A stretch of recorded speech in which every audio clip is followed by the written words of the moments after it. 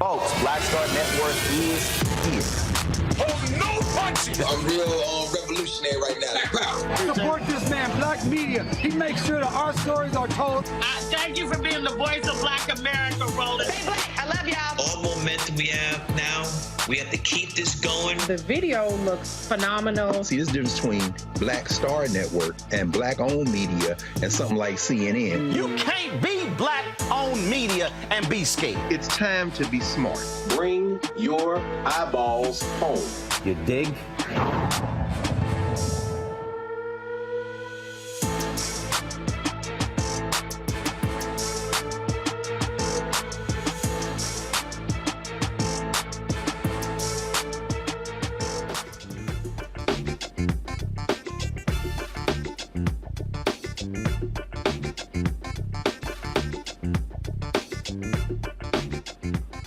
Today is Tuesday, August 1st, 2023. Coming up on Roland Martin Unfiltered, streaming live on the Black Star Network. Special counsel Jack Smith has indicted Donald Trump on four felony charges related to trying to overturn the 2020 election. Jack Smith will be speaking shortly live. We will carry that right here on the Black Star Network.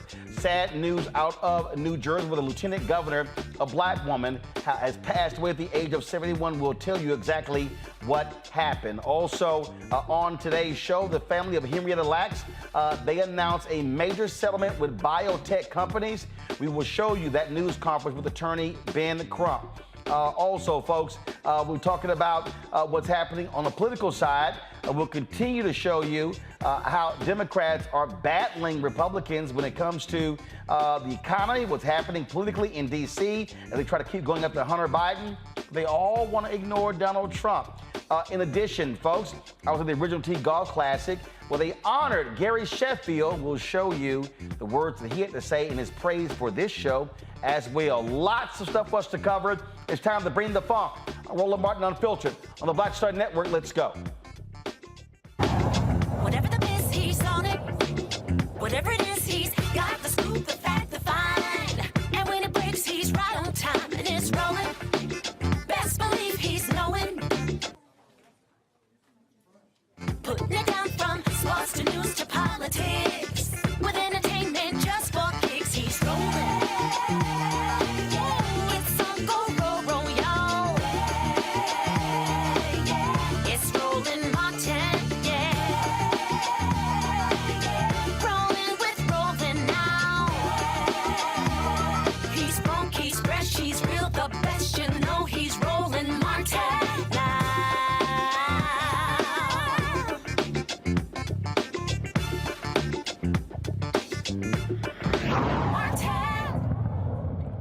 Folks, this is a, let's go, live look at the Department of Justice, where Special Counsel Jack Smith will be speaking shortly. He has a grand jury. They've announced a 4-felony count indictment of Donald Trump related to the 2020 election, his efforts to overturn the election. It is a 45-page indictment. It includes conspiracy to defraud the United States, conspiracy to obstruct an official proceeding. The indictment says Trump, quote, pursued unlawful means of discounting legitimate votes and subverting the election results. Again, this, of course, is the latest indictment of Donald Trump. Smith had already indicted him with regards to the classified documents case, 2 separate indictments. Then, of course, Alvin Bragg out of New York, the Manhattan DA, also indicted Donald Trump with regards to payments made to Stormy Daniels that were, of course, private and off the books, along with Michael Cohen. Now, keep in mind, we're waiting to see for Fulton County DA Fannie Willis in Atlanta when she's going to announce her indictments tied to trying to overturn the election results in 2020. And so this spells significant trouble for Donald Trump. The New York Times has been reporting that his political action committee, they're almost broke. They've got $4 million.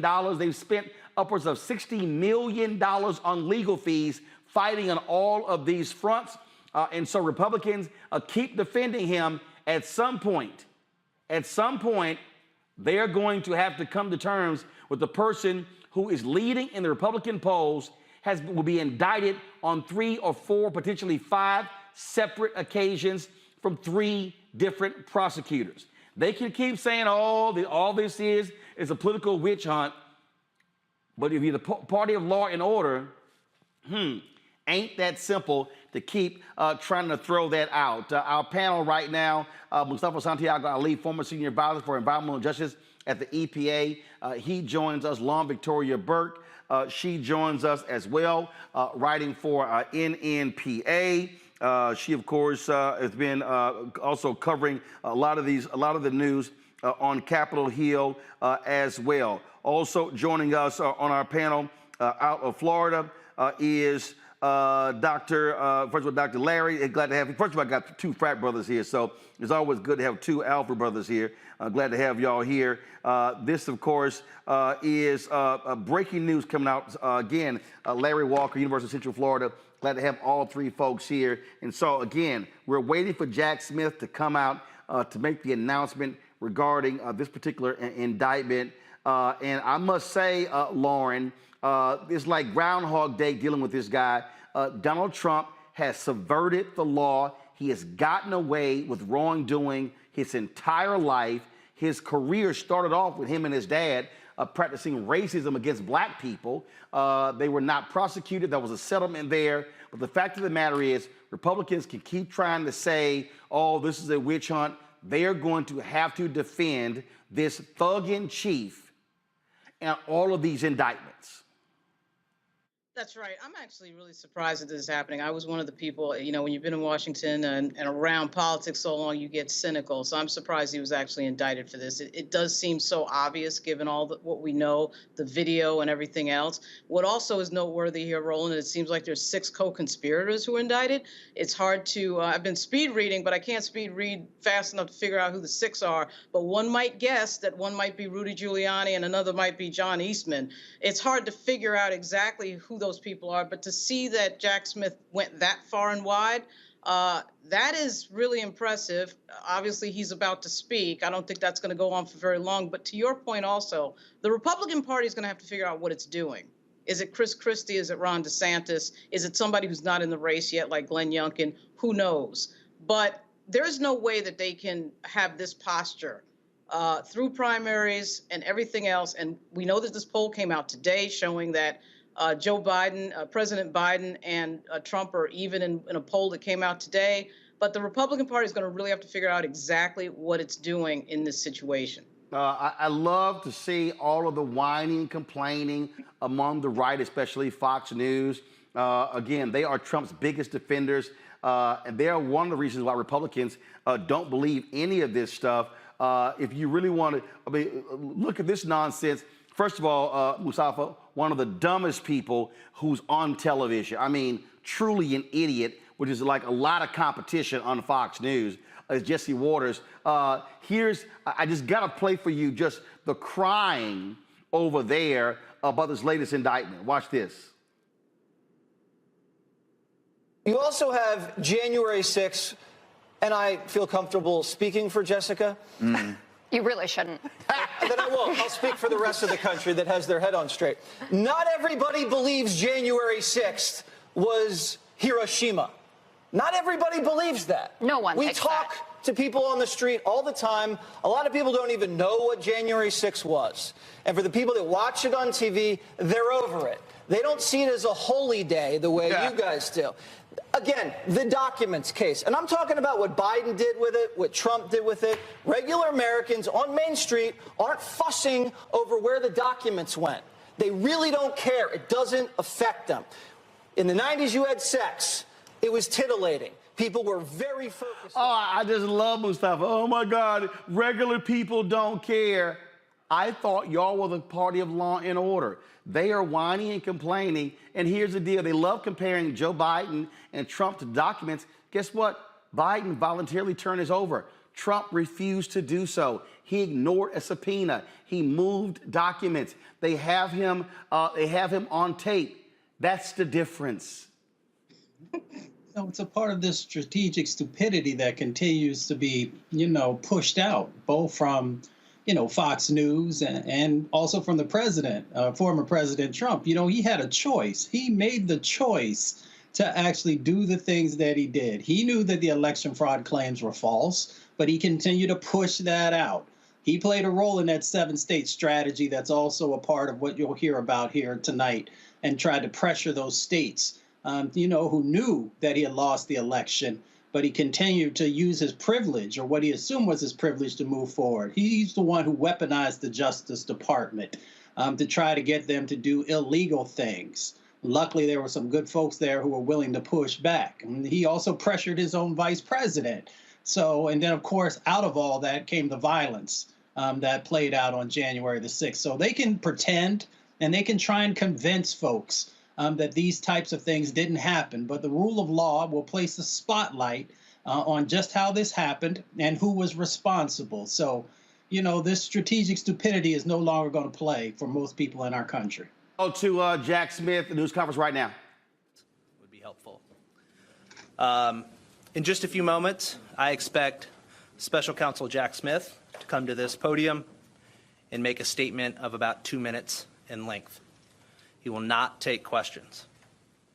If you have any questions after the press conference is over, please see me on the side. Any questions right now? Don't do it. All right. Thank you. So Jack Smith's going to be out momentarily. One Trump spokesman is already out. They're talking about comparing this to Nazi Germany. This is how sick and debated these people are. Go to my iPad. They'll call this election interference. The lawlessness of these persecutions of President Trump and his supporters is reminiscent of Nazi Germany in the 1930s, the former Soviet Union, and other authoritarian dictatorial regimes. President Trump has always followed the law and the Constitution with advice from many highly accomplished attorneys. No, Larry, he was following idiots like Sidney Powell, like Rudy Giuliani. He had other real lawyers telling him, do not do this, but he refused to do so. And the reason we know these things, his own people are talking, Mark Meadows and others. And so the bottom line is, Jesse Waters of the world and Fox News, they can keep claiming that people don't care about January 6th, but we saw what happened that day, and what these people did was shameful and pathetic. Larry. It's so interesting, Roland. It surrounds me, chickens come home to roost. We recall in terms of how they chanted, lock them up when it came to Hillary Clinton. And now here we are a few years later, and he's being held responsible for inciting an insurrection. Obviously, we talk about the 4 counts, but the bottom line is he knew that he lost the election. He's been filling a lot of these folks with minds with lies. And at the same time, as you just played that clip at Fox News, they're just nothing more than a network that's full of misinformation. And that's certainly having an impact on when we see some of these radical behaviors from Americans, not only in January 6th, but some of the other incidents we've seen since then. But the bottom line is, it is really important that Jack Smith and our government overall hold Donald Trump responsible for his actions. And Roland, you highlighted his problem. His father got in trouble years ago when it came to DOJ. And you talked about working out of some negotiation. But the bottom line is Donald Trump has been getting away from these issues for years. Larry, hold on one second. Larry, hold on one second. Special Counsel Jack Smith is coming out. Let's go live right now to DOJ. Good evening. Today, an indictment was unsealed, charging Donald J. Trump with conspiring to defraud the United States, conspiring to disenfranchise voters, and conspiring and attempting to obstruct an official proceeding. The indictment was issued by a grand jury of citizens here in the District of Columbia, and it sets forth the crimes charged in detail. I encourage everyone to read it in full.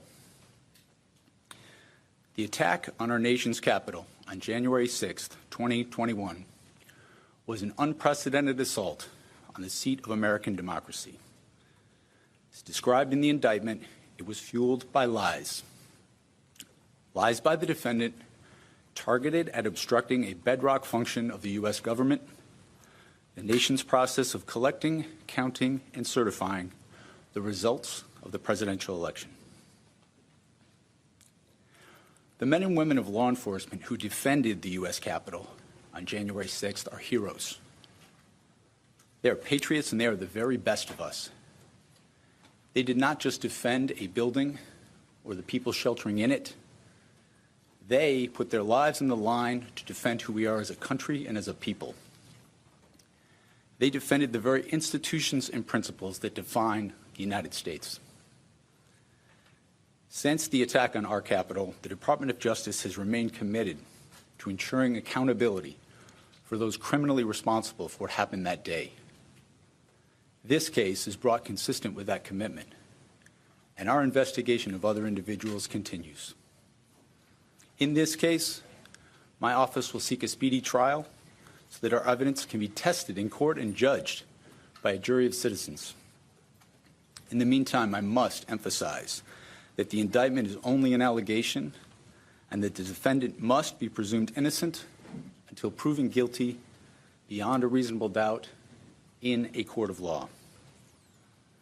I would like to thank the members of the Federal Bureau of Investigation who are working on this investigation with my office, as well as the many career prosecutors and law enforcement agents from around the country who have worked on previous January 6th investigations. These women and men are public servants of the very highest order, and it is a privilege to work alongside them.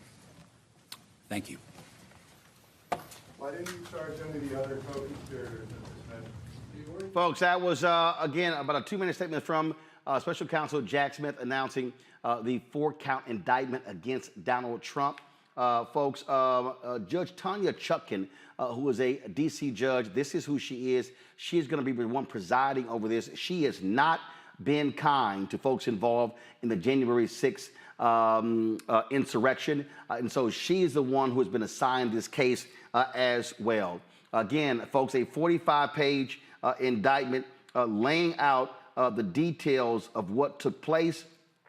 It says right here, again, the grand jury charges right here, the defendant, Donald J. Trump, was the 45th president of the United States and a candidate for re-election in 2020. The defendant lost the 2020 presidential election. Despite having lost, the defendant was determined to remain in power. So for more than 2 months following Election Day on November 3rd, 2020, the defendant spread lies that there had been outcome determinative fraud in the election and that he had actually won. These claims were false, and the defendant knew that they were false. It goes on, again, over 45 pages, Larry, detailing the lies and the efforts of Donald Trump. It says, point blank, it says, but the defendant repeated and widely disseminated them anyway to make his knowingly false claims appear legitimate, create an intense national atmosphere of mistrust and anger, and erode public faith in the administration of the election. So, Roland, I'm interested in terms of over the next couple of months, what's the argument from the Republicans? I mean, Donald Trump has been collecting these indictments like penny candy from back in the day. And you're like, we're not done because we're still waiting to see what happens in Georgia. But the bottom line, he's responsible for January 6th insurrection. And as Republicans try to, talk about Hunter Biden and all these other allegations that aren't accurate and try to pull President Biden into these various conspiracy theories, the bottom line is that Donald Trump has to be held responsible for his actions, just like every other American, regardless of how much money they're worth or whatever their political status was in the past. But once again, this is an important date in U.S. history. I love the whining from Trump. Go to my iPad. This is him on his Truth Social app. I hear the deranged Jack Smith, in order to interfere with the presidential election of 2024, will be putting out yet another fake indictment of your favorite president, me, at 5 p.m. Why didn't they do this 2.5 years ago? Why did they wait so long? Because they wanted to put it right in the middle of my campaign, prosecutorial misconduct. No, it's called investigation. That's what it is, Lauren. You investigate. Yeah, absolutely. And, this shtick of everything being about Donald Trump all the time. He did a rally the other day where he only talked about himself, his own problems and everything else. I can't imagine that that's going to go over well for a year of listening to him whining about whoever it is, Jack Smith or Joe Biden, whoever it may be on that particular day. The entire universe, the entire world is him. Now, obviously, if you're a MAGA Republican, you have no problem with any of this. But there's going to be a lot of people out there, I suspect 80 million, over 80 million strong, who are not going to be okay with this and are not going to want to elect and sort of, continue to watch this crazy show, which is what it is. And we haven't even seen the third indictment yet, Fani Willis, which, by the way, all of this stuff is on video, on audio. Him talking to Georgia's election officials and asking them to, quote, find a certain amount of votes. I'm not sure what their arguments are going to be in court, and I'm not sure what's going to happen first. Is he going to run out of money for attorneys, or are they going to realize that they just can't defend this case and they're headed for a plea?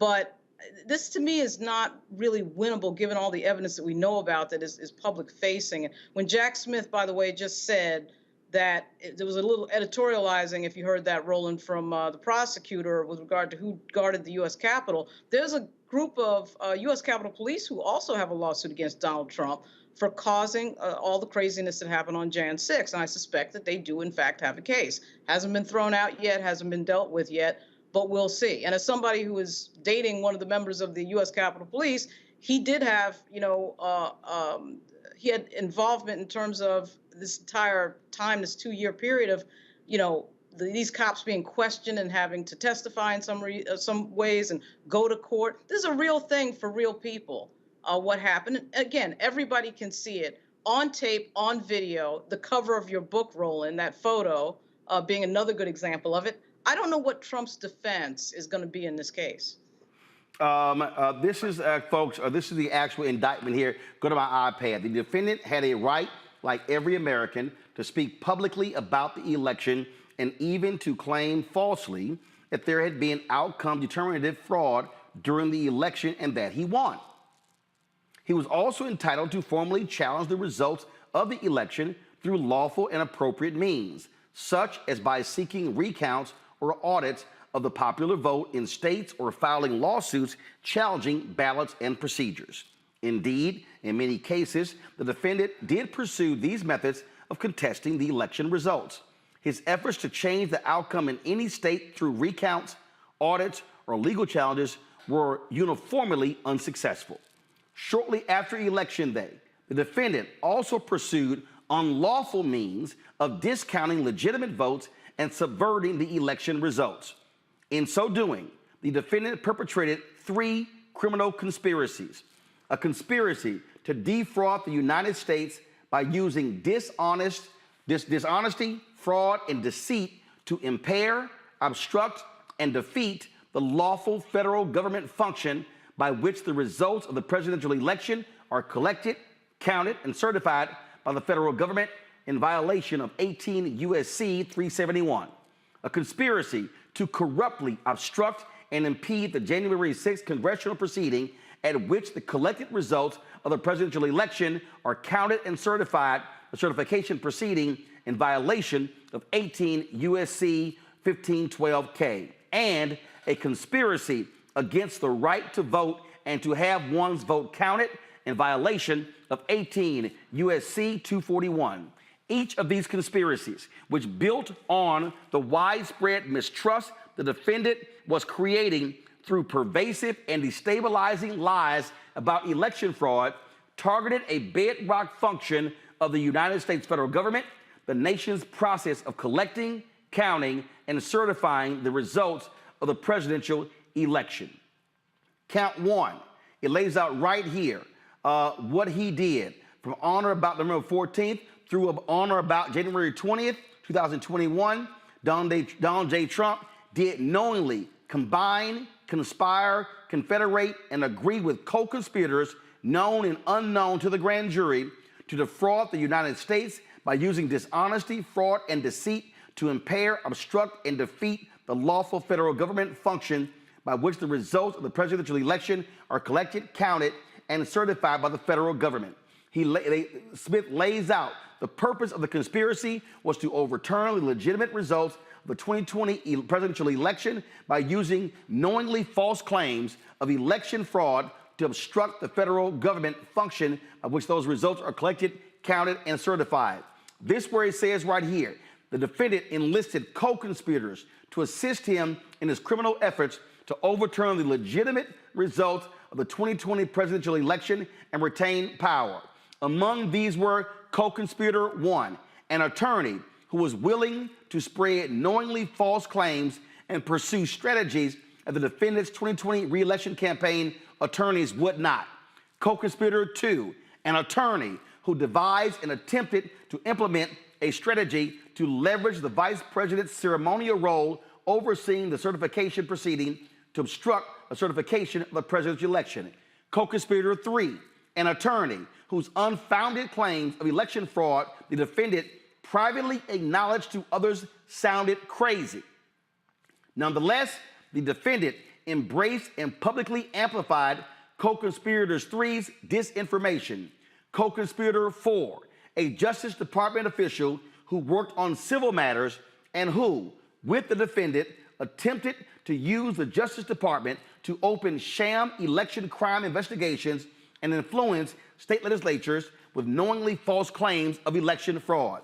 Co-conspirator five, an attorney who assisted in devising and attempting to implement a plan to submit fraudulent slates of presidential electors to obstruct a certification proceeding. Co-conspirator six, a political consultant who helped implement a plan to submit fraudulent slates of presidential electors to obstruct a certification proceeding. There are some attorneys, Mustafa, who right now are scrambling to hire their own because they are in trouble. Yeah, if you follow what goes on in Washington, D.C. over the last few years, you can pretty much put the names of those co-conspirators in there. But we'll wait until there are the formal announcements that are out there. You know, they better get some good attorneys because this case is really strong against all the folks who are there or part of this indictment. You know, this is all about power and privilege.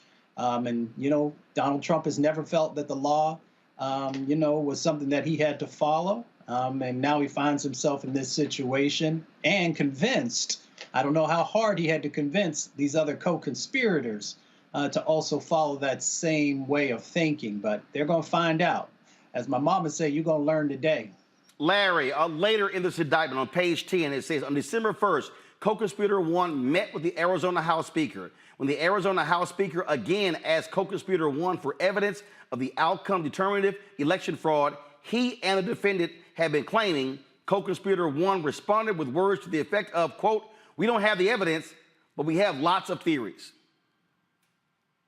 Yeah, it doesn't work that way. I feel like I would have to scold him with one of my students in my class. You just can't. If you don't have, you don't have any evidence to support whatever assertions you're making, then they're not factual. But the bottom line is, Roland, this has never been about the facts. This is about maintaining power when they lost the election. And as you talk about, you go through those lists, as my colleague said, we can pretty much guess who these co-conspirators are. And I'm looking forward to have those names formally released. But the bottom line is, they tried to go Arizona. Obviously, we know we talk about the situation in Georgia and this phone call with the Secretary of State there.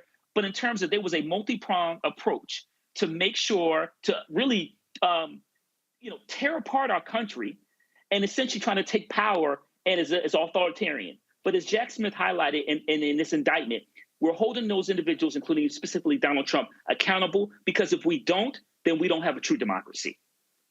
In this indictment, Lauren, they talk about Arizona, Georgia, Michigan, all of these various states. They lay all these different things out. You see, they got, on December 4th, co-conspirator 1 sent a text message to the Michigan House Speaker reiterating his unsupported claim of election fraud and attempting to get the Michigan House Speaker to assist in reversing the ascertainment of the legitimate Biden electors, stating, looks like Georgia may well hold some factual hearings and change the certification under Article 1, Section 2 of the Constitution. Explaining that they just don't have the right to it, but that obligation. Help me get this done in Michigan. And it goes on and on and on. If you're Rudy Giuliani and Jack Eastman and Sidney Powell, you are now in the crosshairs of Jack Smith. That's right. And you have minimum, they're looking, at obviously the potential of being disbarred. But also, right, to your point, Roland, they will have to, of course, lawyer up.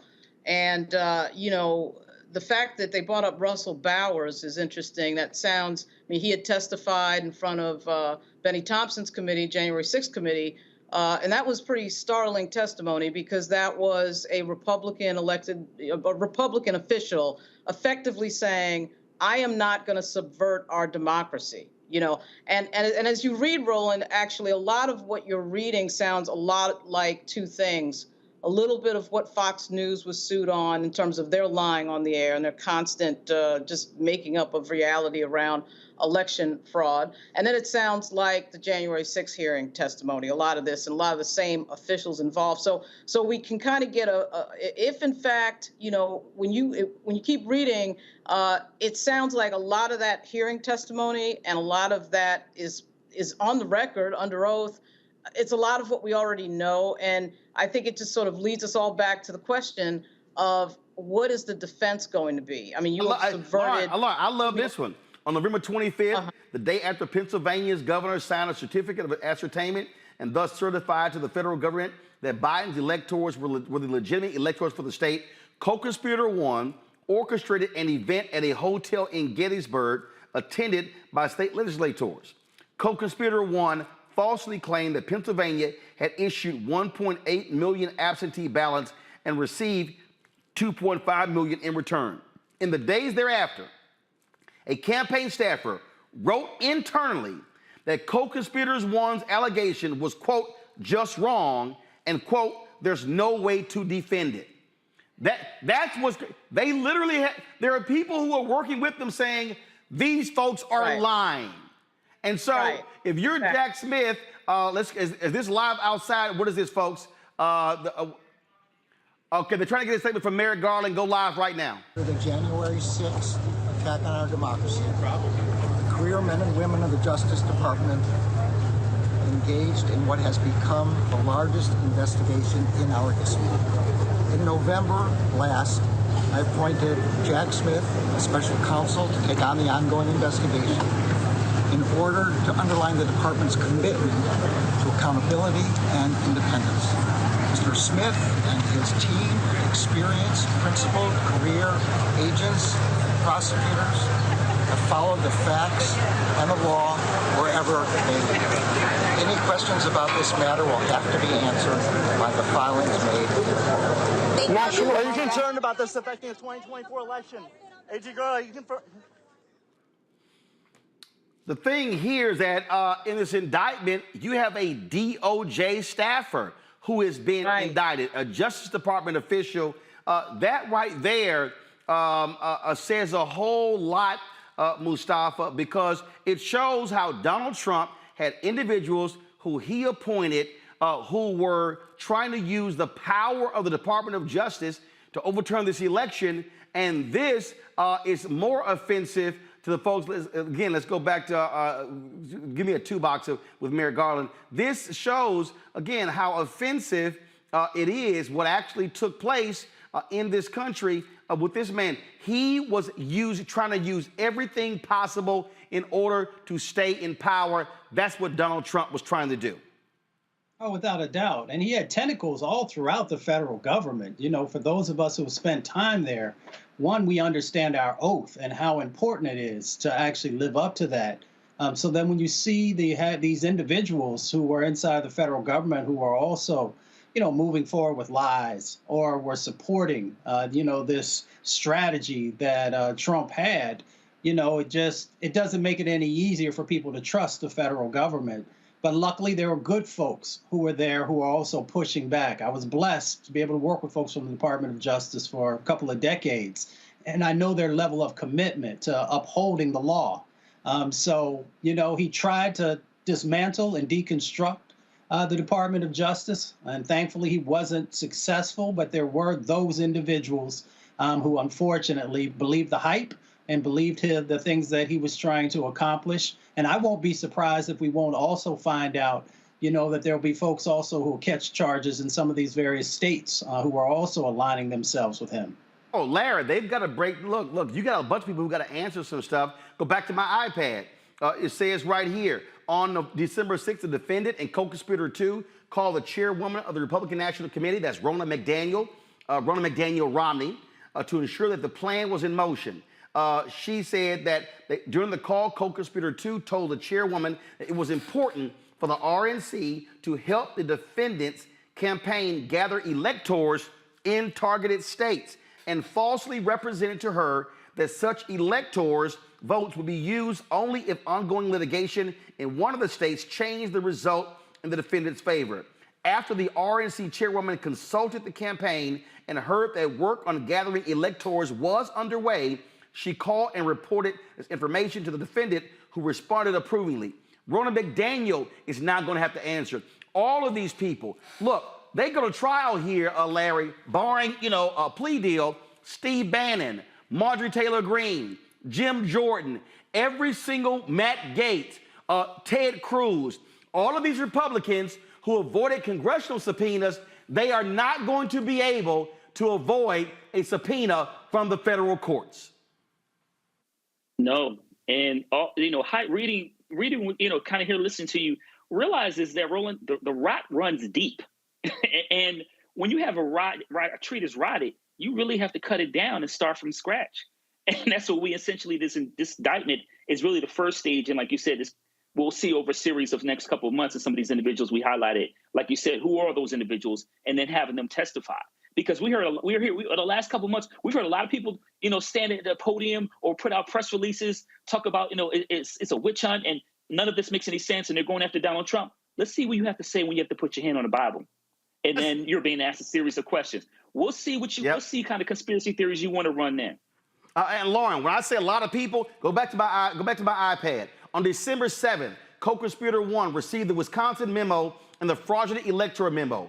Co-conspirator 1 spoke with co-conspirator 6 regarding attorneys who could assist in the fraudulent electoral effort in the targeted states, and he received from co-conspirator 6 an email identifying attorneys in Arizona, Georgia, Michigan, Nevada, New Mexico, Pennsylvania, Wisconsin. All of those attorneys are now potentially having a criminal exposure, Lauren. That's right. Yeah, I mean, it is wide-ranging, a lot wider-ranging than I would have ever guessed. Obviously, everybody was focused on Donald Trump, but as you can see, there's a lot of people involved in this. When I think about these cities, I think about something you said earlier, Roland, on a show. You know, what was killing Donald Trump, as I don't need to tell you, Roland, was the fact that this election was decided by Black voters in Milwaukee and Detroit and Philly and Atlanta. That's why he was ticked off in the first place. Of course, he lost by 8 million votes. But then he, of course, went to these election officials in a lot of these Republican jurisdictions and tried to get them to lie. He tried to get them to lie.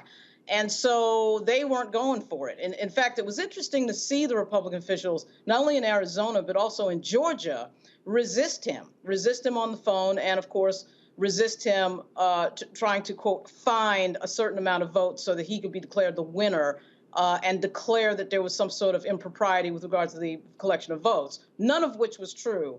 I actually think that there's a chance that this is going to get real fast. We saw Alabama reject this idea of redistricting and the SCOTUS decision. Don't think that some of these people won't try to defy the federal government. I actually think they will try to defy the federal government. They've been talking openly about this. And that is their spin right now, that this is all political and not fair. And it wouldn't surprise me if they brought that question to the brink. Here's what's crazy. I'm only 27 pages into the 45 pages of Mustafa. Again, on December 22nd, the defendant met with co-conspirator 4 at the White House.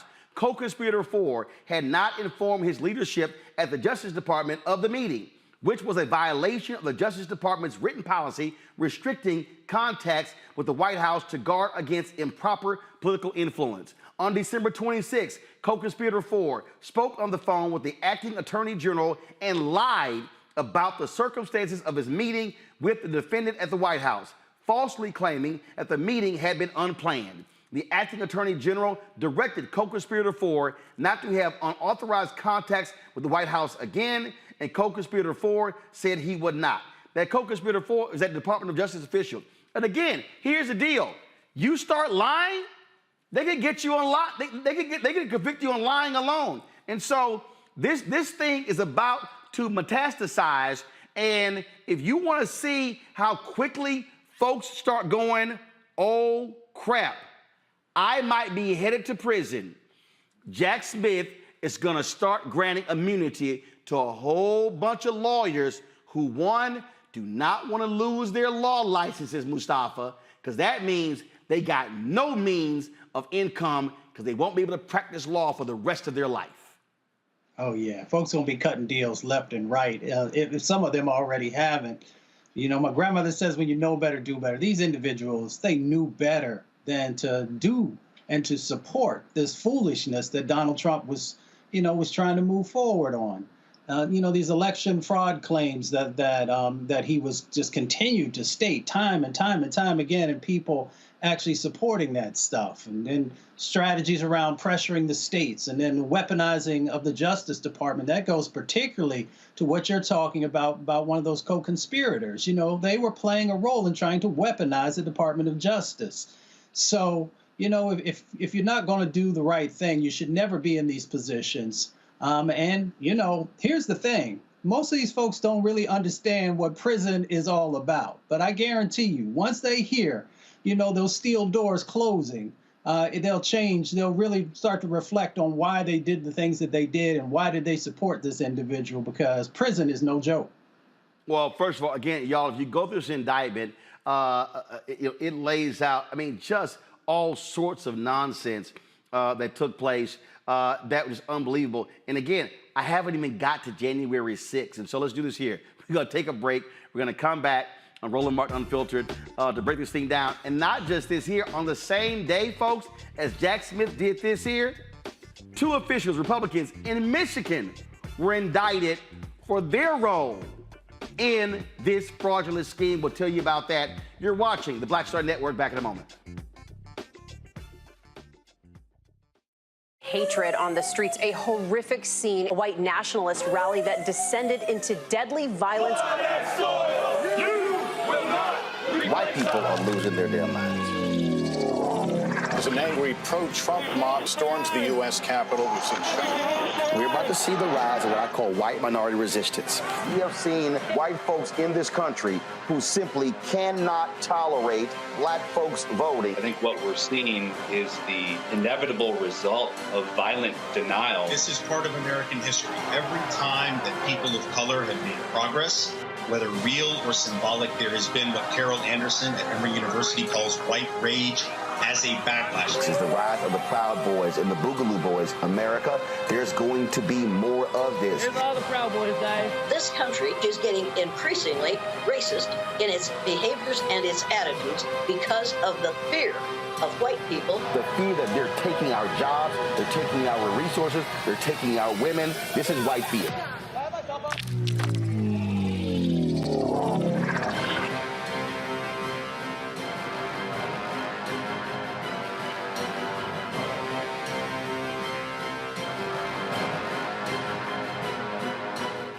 about blackness and what happens in black culture, we're about covering these things that matter to us, speaking to our issues and concerns. This is a genuine people-powered movement. There's a lot of stuff that we're not getting. You get it, and you spread the word. We wish to plead our own cause. Too long have others spoken for us. We cannot tell our own story if we can't pay for it. This is about covering us. Invest in black-owned media. Your dollars matter. We don't have to keep asking them to cover our stuff. So please support us in what we do, folks.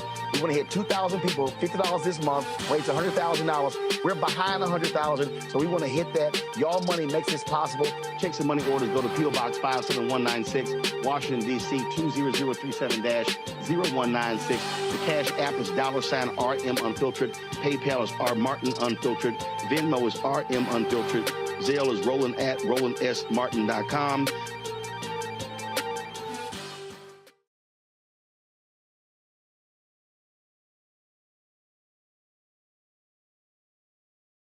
Hi, I'm Jo Marie Payton, voice of Sugar Mama on Disney's Louder and Prouder Disney Plus, and I'm with Roland Martin on Unfiltered.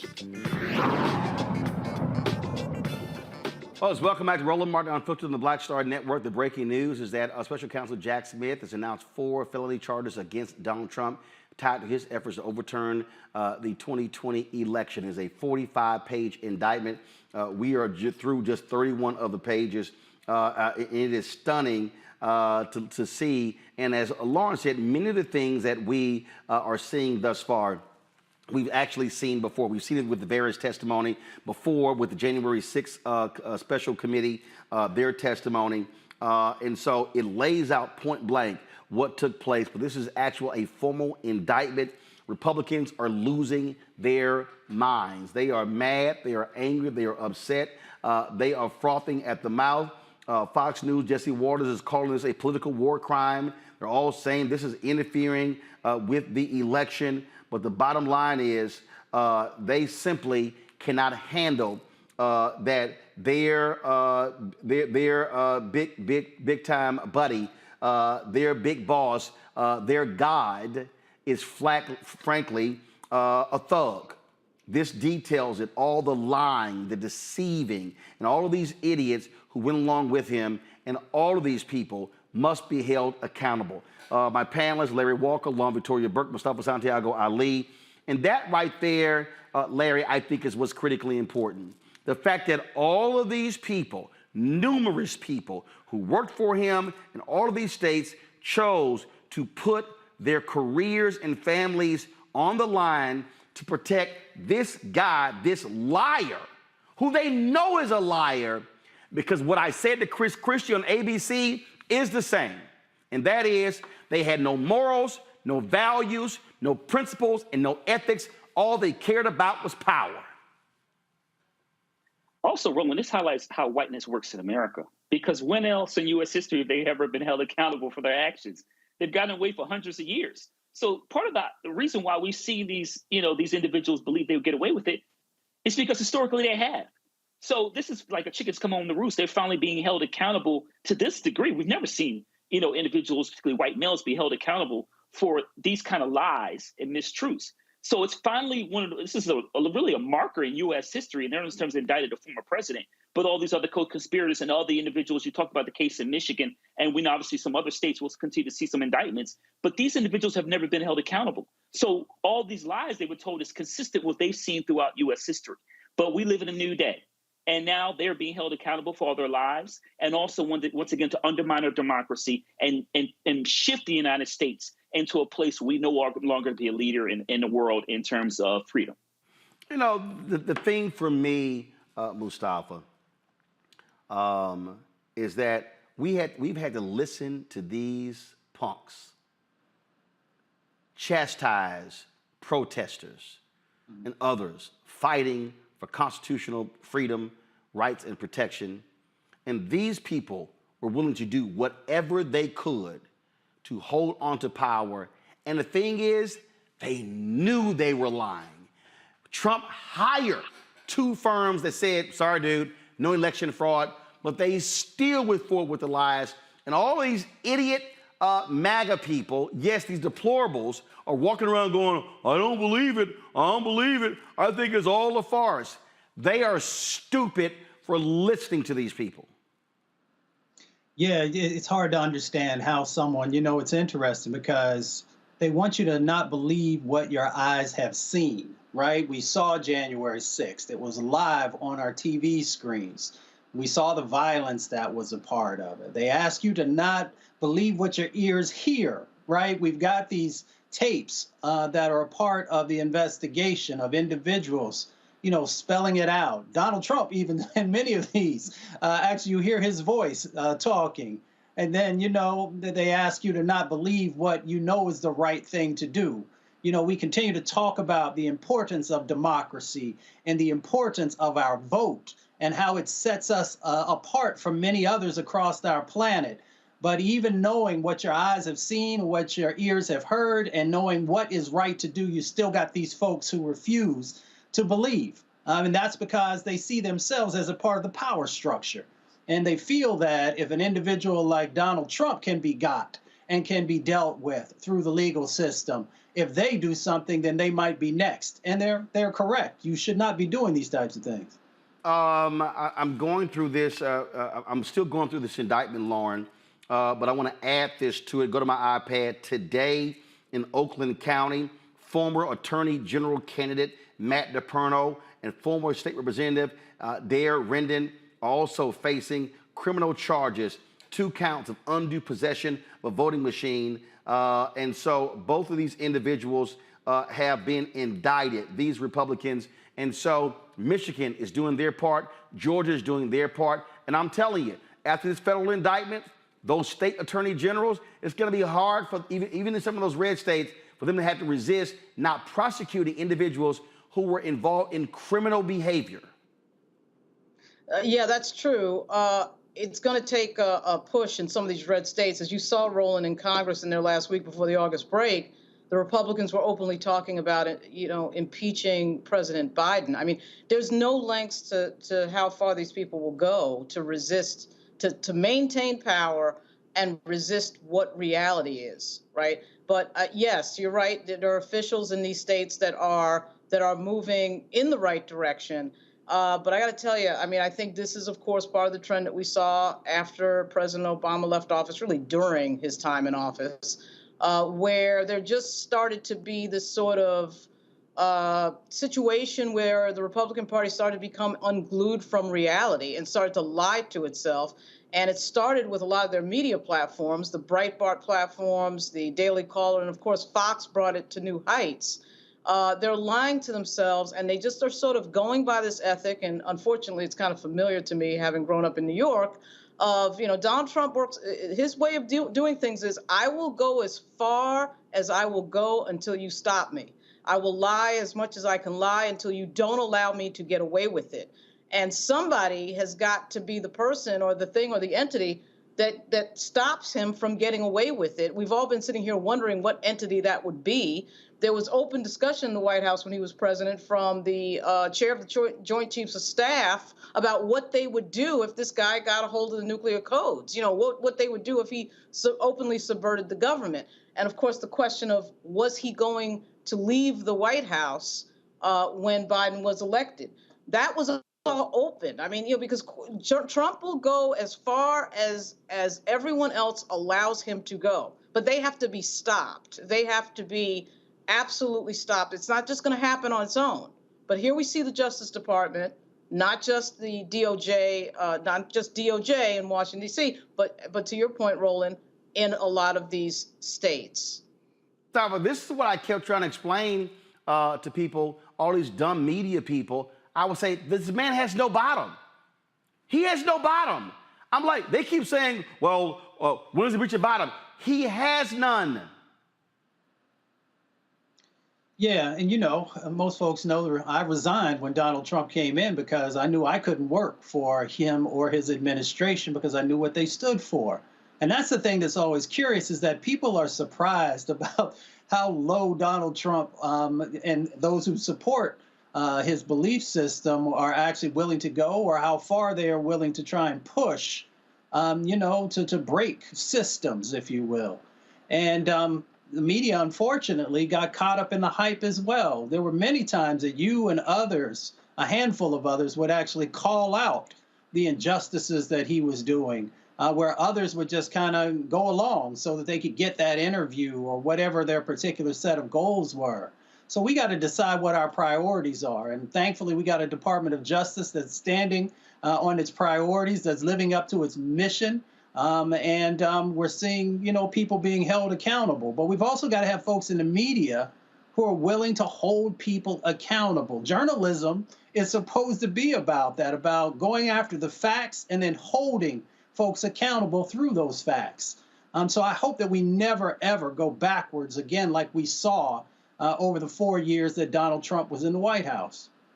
I'm about to read something here, and again, it is absolutely stunning and shocking that Republicans will be standing in support of this idiot. It says, on January 5th, the defendant met alone with the vice president. When the vice president refused to agree to the defendant's request, so let me be real clear, folks. When Vice President Mike Pence refused to agree to Donald Trump's request that he obstruct the certification, Donald Trump grew frustrated and told Pence that Trump would have to publicly criticize him. Larry, listen to this.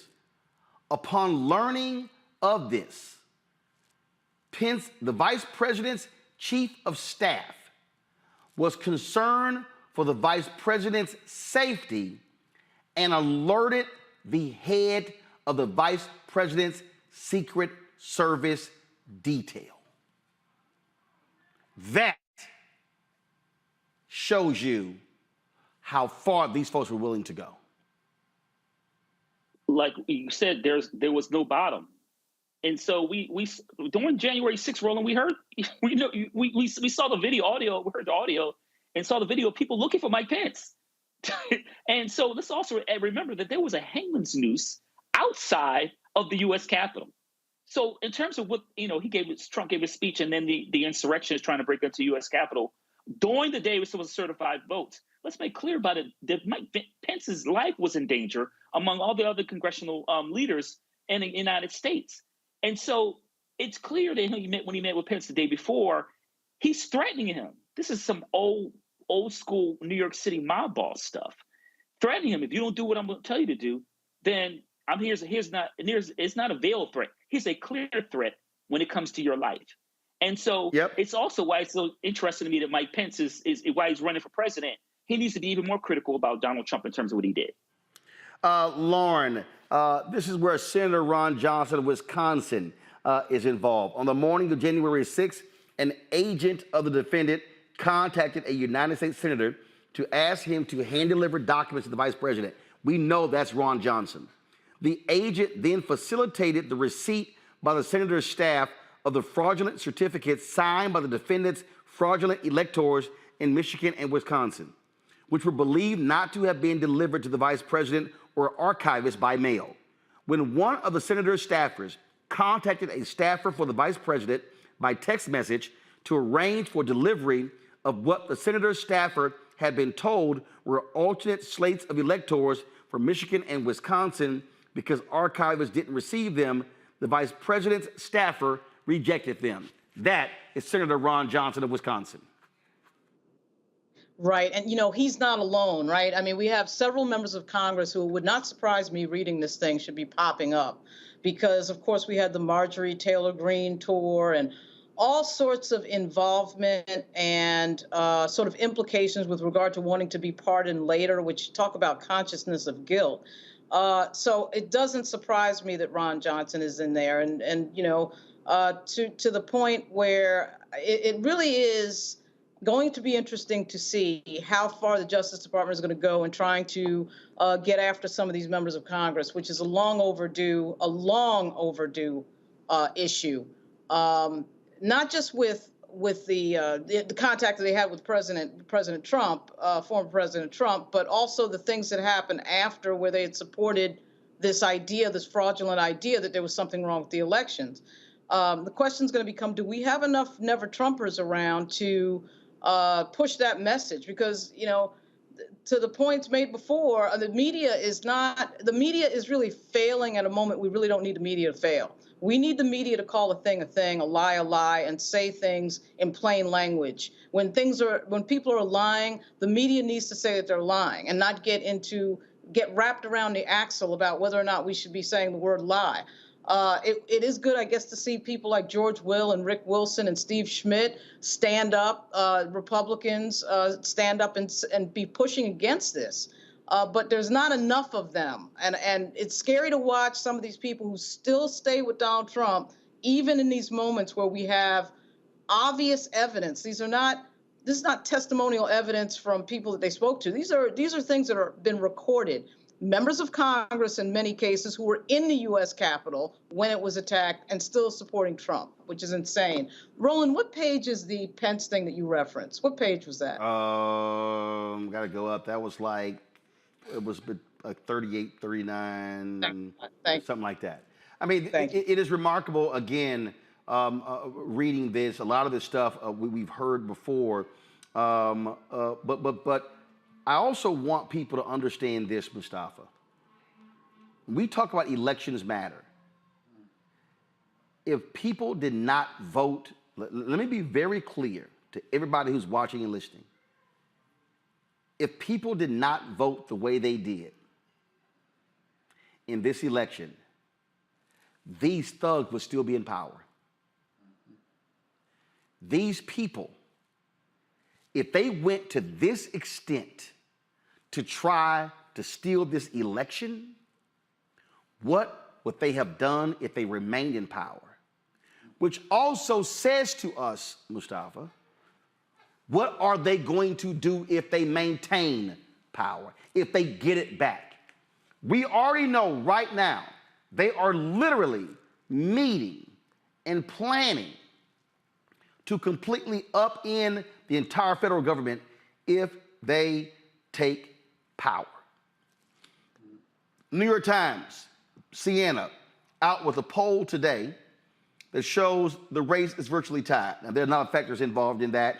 It has 10% of support for RFK Jr., Marianne Williamson, and others.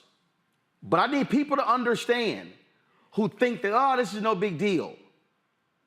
If you read the 45-page indictment and understand that if these people are allowed back at 1600 Pennsylvania Avenue and control of DOJ and the Pentagon and the entire federal apparatus, the hell that these people will reign on this country cannot be overstated.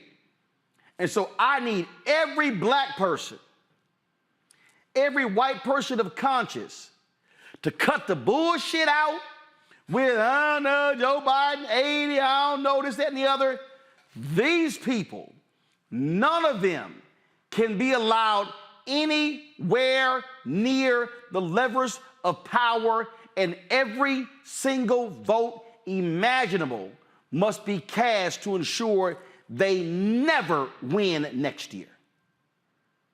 Yeah, without a doubt. I was thinking about this earlier as I was going through some of the documents and just really reflecting on this moment that we find ourselves in and how important our vote is. You see that they've been very clear. And I want to bring also some of these senators and others on Capitol Hill into this, because they have been very clear about trying to weaken and dismantle the Department of Justice. Now, the Department of Justice, in the entire history has not always been favorable to our communities, but we have some really great folks who are there right now who would not be there if you hadn't voted in the numbers that you did.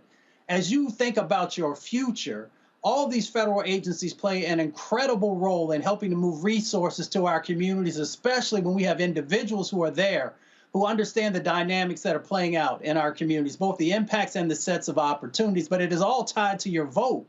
If we do not vote once again, and our allies in significant numbers, then you're going to have individuals who are literally going to be taking wealth out of your pocket, that are going to be impacting your health and are going to weaken this country for decades to come. I simply cannot overstate, Larry, how crucial it is for every black person who is eligible to vote to get registered and cast a ballot for Biden-Harris. Let me be perfectly clear. All y'all people out there, y'all listening to all these so-called new black media people and their bullshit, and that's exactly what it is. We can be making demands, must be doing so. But if you look at what these people tried to do, and I rattle off, they had attorneys in multiple states. They were pressuring fellow Republicans in Arizona, Pennsylvania, Georgia, Michigan, all these places. What these people plan to do, they right now, Axios reported this months ago, the New York Times reported it last month. The Heritage, all of these people right now, Larry, are meeting off-site. They are literally putting together an entire game plan that if they win, if Trump wins, they want to come in and fire thousands of federal workers. They want to grab power over agencies. People are sitting here, man, you trying to scare us.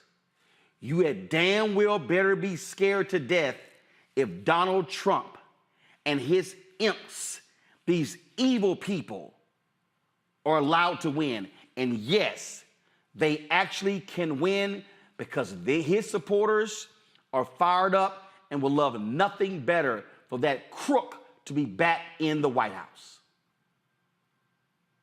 Roland, you highlighted it. We can't afford it because it'd essentially be political endgame. And earlier in the show, I talked about protecting our democracy and the importance of doing so. But you're right. In New York, you talked about New York Times and other publications that talked about the plans they've already have in place. They're going to try to cheat their way to win the White House in 2024 and win the Senate and maintain control of the House.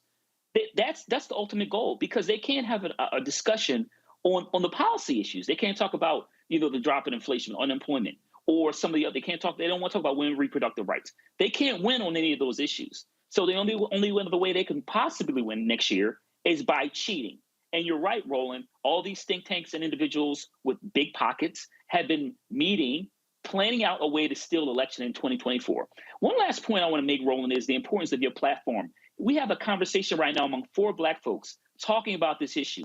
Anyone watching this show, you can't find this anywhere else. And this is why your platform is so important, Roland.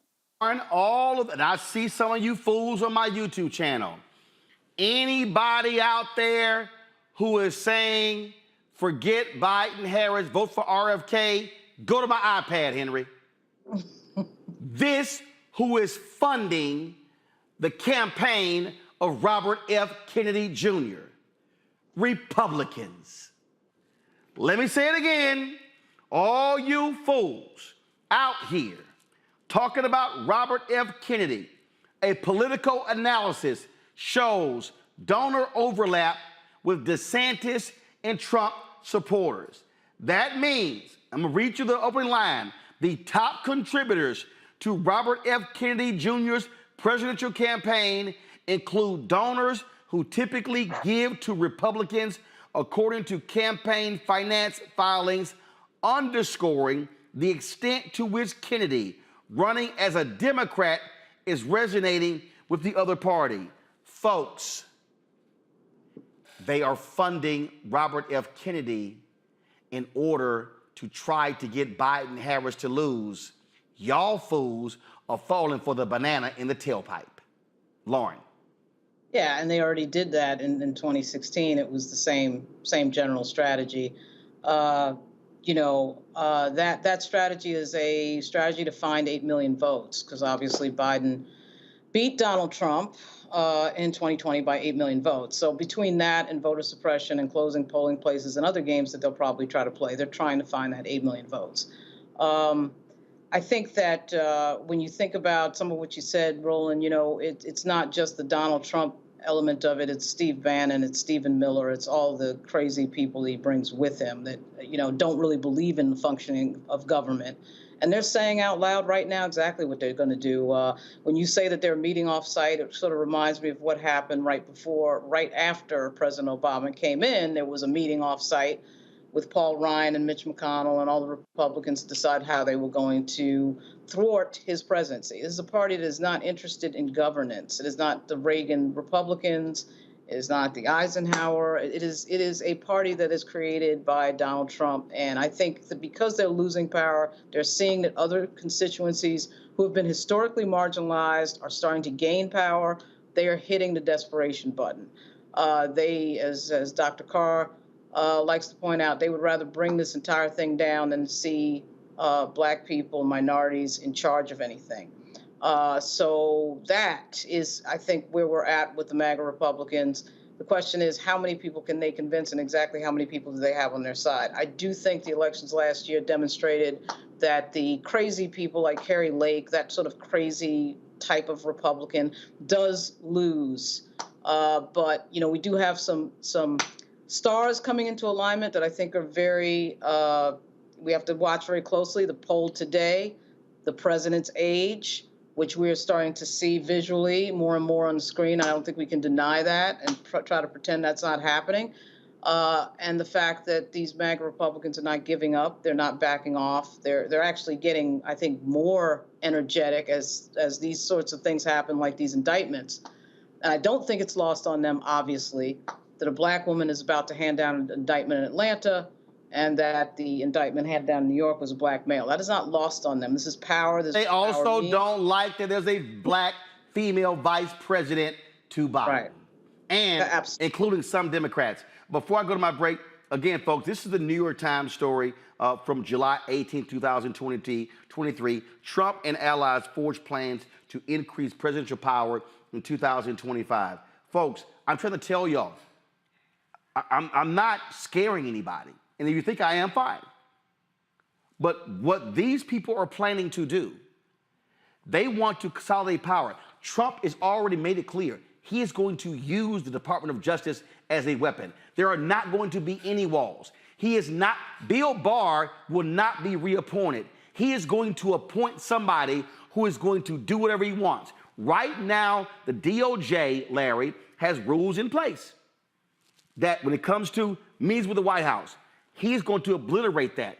We already know he wanted to use the IRS to investigate his political enemies. He will do that. The article says they want to put the Federal Communications Commission under White House control. They want to put numerous agencies under White House controls, numerous independent agencies. They want to put the Federal Trade Commission, which enforces antitrust and consumer protection rules against businesses, under the president. Folks, what they are planning is something that we have never experienced in the history of this country, including Jim Crow and slavery, Larry. Roland, I read that New York Times article, and I think you've been talking about this for a while about, highlighting the challenges we will face as a nation if Donald Trump were to be win the election next year. And I thought it was a well-written article, but it was frightening. But it's consistent with everything you talk about in your book and the reasons why we face the challenges in your book and the political landscape in the United States. Listen, they're not worried about, they will win by any means necessary. And that means cheating. And if they win, as I said earlier about political endgame, you're right in terms of some of those federal agencies, FCC, FDA, and some other agencies. They want to essentially kind of bring them under control of the White House. And then you're weaponizing, using the DOJ to go after his political enemies. Everything from Hillary Clinton to Joe Biden to Black folks in America, because we are number one with a bullet on the list, because we talked about what happened a few years ago with the election. So we have to make sure we are steadfast from now until the election and even after that, because we know we're going to still have some nonsense. And folks have to register to vote, go out to vote, or we're going to find ourselves in some serious challenges over the next several years. Last point I'm going to make here, Mustafa, you get the final word. Go to my iPad. This is from the New York Times story. He wants to revive the practice of impounding funds, refusing to spend money Congress has appropriated for programs a president doesn't like, a tactic that lawmakers banned under President Richard Nixon. He intends to strip employment protections from tens of thousands of career civil servants. Hello, Black people. We are disproportionately working for the federal government. making it easier to replace them if they are deemed obstacles to his agenda. He plans to scour the intelligence agencies, the State Department, and the defense bureaucracies to remove officials he has vilified as the sick political class that hates our country. This is one of his people, y'all. The president's plan should be to fundamentally reorient the federal government in a way that hasn't been done since FDR's New Deal, said John McEntee, a former White House personnel chief who began Mr. Trump's systematic attempt to sweep out officials deemed to be disloyal in 2020 and who is now involved in mapping out the new approach. Quote, our current executive branch was conceived of by liberals for the purpose of promulgating liberal policies. There's no way to make the existing structure function in a conservative manner. It is not enough to get the personnel right. What's necessary is a complete system overhaul. They are going to be targeting lots of black people, Mustafa. Yeah, you know, I would encourage people to go out and read. Read the dictators and despots of the past. You'll see a lot of these things that were part of the structures and the systems that they put in place. And if you want to bring it home, you know, take a look at what happened in South Africa during the apartheid system. Many of these things that you see of stripping away people's ability to learn and to be able to honor your own culture and to not have power and to have resources taken away was a part of that apartheid system. So this has an apartheid-esque sort of framing to it as well, if you want to look at it about the impacts that'll happen inside of our communities. But if you don't read and if you don't research, you won't understand these dynamics that are playing out right before your eyes. They're playing out before our very eyes, and I'm telling you, and I'm going to be pounding this between now and Election Day. Black people, this is no time. And not just black, there are other people who watch this show as well who are not black. So black and non-black people, now is not the time for BS. Now is not the time for games. We must make demands of Biden and Harris. We must hold them accountable. But the most important thing, these evil people cannot come near the White House. If the Republicans choose to vote and give the nomination to Donald Trump, they can do so. It is our job to do everything to deny him that. And I'm talking about seeing black voter turnout not at 55 or 60 or 65 and 70. I'm talking about 85, 90, 95, because there is a bullseye on the back of every black person. And let me just give y'all a reminder. Michael Singleton, who is a Republican, when these same Republicans saw some critical comments he made of Trump, they walked him out of the housing and urban development, even though he was working on the campaign of Ben Carson. Let me tell you that again. A black Republican, they fired him and walked him out of the building. You think if they did that to a black Republican who worked on the campaign of Ben Carson and they fired him in the agency that Ben Carson was running, what the hell do you think they're going to do to the rest of the black people? Can I go to a break? We come back. We're going to talk about Henrietta Lacks, a major settlement for her family as it relates to her sales that made billions for biotech companies. You're watching Roland Martin Unfiltered right here on the Black Star Network. Support us in what we do, folks. Your dollars make it possible. You're not getting this from any other source, no other black-owned news source in the country. Please contribute to this show right now. Send your check and money order, P.O. Box 57196, Washington, D.C., 20037-0196. Folks, you can give via Cash App. Our goal is to get 20,000 of our fans contributing on average $50 each. That's $4.19 a month, 13 cents a day. We have to have our own news to discuss these type of issues. Cash App, $RM Unfiltered. That's the only Cash App I have, $RM Unfiltered. PayPal, R Martin Unfiltered. Venmo, RM Unfiltered. Zelle, Roland at RolandSMartin.com. Roland at RolandMartinUnfiltered.com. We'll be right back.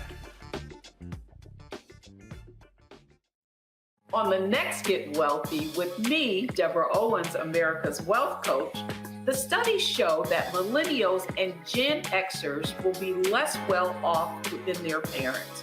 What can we do to make sure that we get to children younger and that they have the right money habits? Well, joining me on the next Get Wealthy is an author who's created a master playbook. Be willing to share some of your money mistakes, right? If that's what you have to lean on, start with the money mistakes that you have made, but don't just tell the mistake, right? Tell the lesson in the mistake. That's right here on Get Wealthy, only on Black Star Network. Up next on The Frequency with me, Dee Barnes, our special guest, Alicia Garza, one of the founders of the Black Lives Matter movement. We're going to discuss her new book, The Purpose of Power, How We Come Together When We Fall Apart. We live in a world where we have to navigate, when we say something, people look at us funny, but when a man says the same thing less skillfully than we did, right? Right. And everybody flocks towards what they said, even though it was your idea. Right here on The Frequency on the Black Star Network.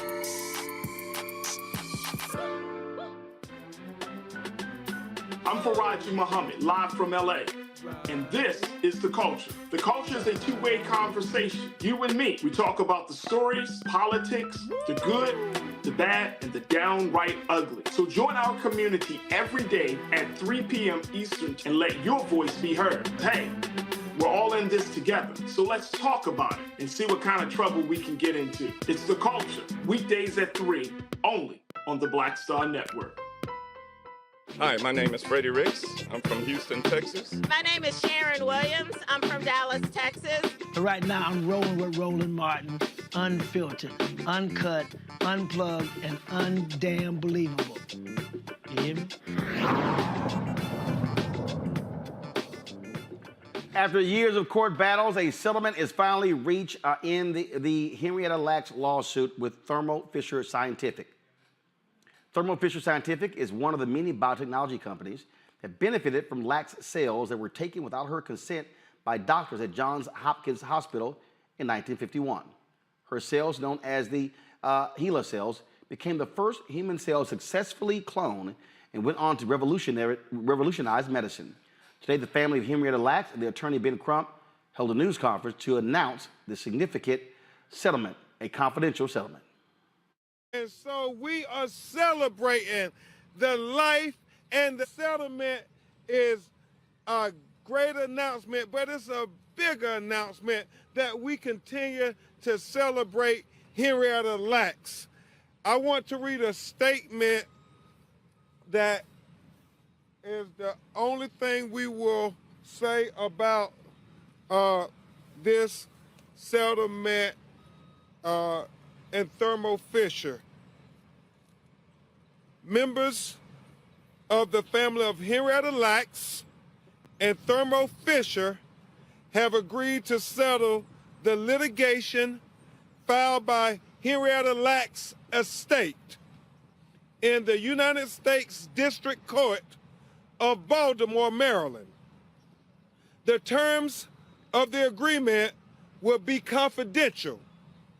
The parties are pleased that they were able to find a way to resolve this matter outside of the court and will have no further comment about the settlement. So we won't be talking about the settlement, but we will talk about terms. Thank you, Attorney Scheer. What is very important to this family, what has always been important to this family, right, Ron, was that the family will get to define the legacy of their grandmother. That's what Alfred and Kim have been fighting for all these years. Mr. Lawrence Lacks, the last Henrietta Lacks, right now is battling some health issues, but went to his children, Ron Lawrence, his nephews and nieces, and talked about we have to find the legacy of Henrietta Lacks. He fought his whole life to try to get justice for his mother. So we are very, very elated that in his lifetime, he got a chance to go into a court of law to plead the case for his mother, to say that his mother was not insignificant, that his mother, Henrietta Lacks, was not illiterate, that his mother, Henrietta Lacks, was not inferior. In fact, she was extraordinary. On this birthday, America should acknowledge that she was extraordinary in every way.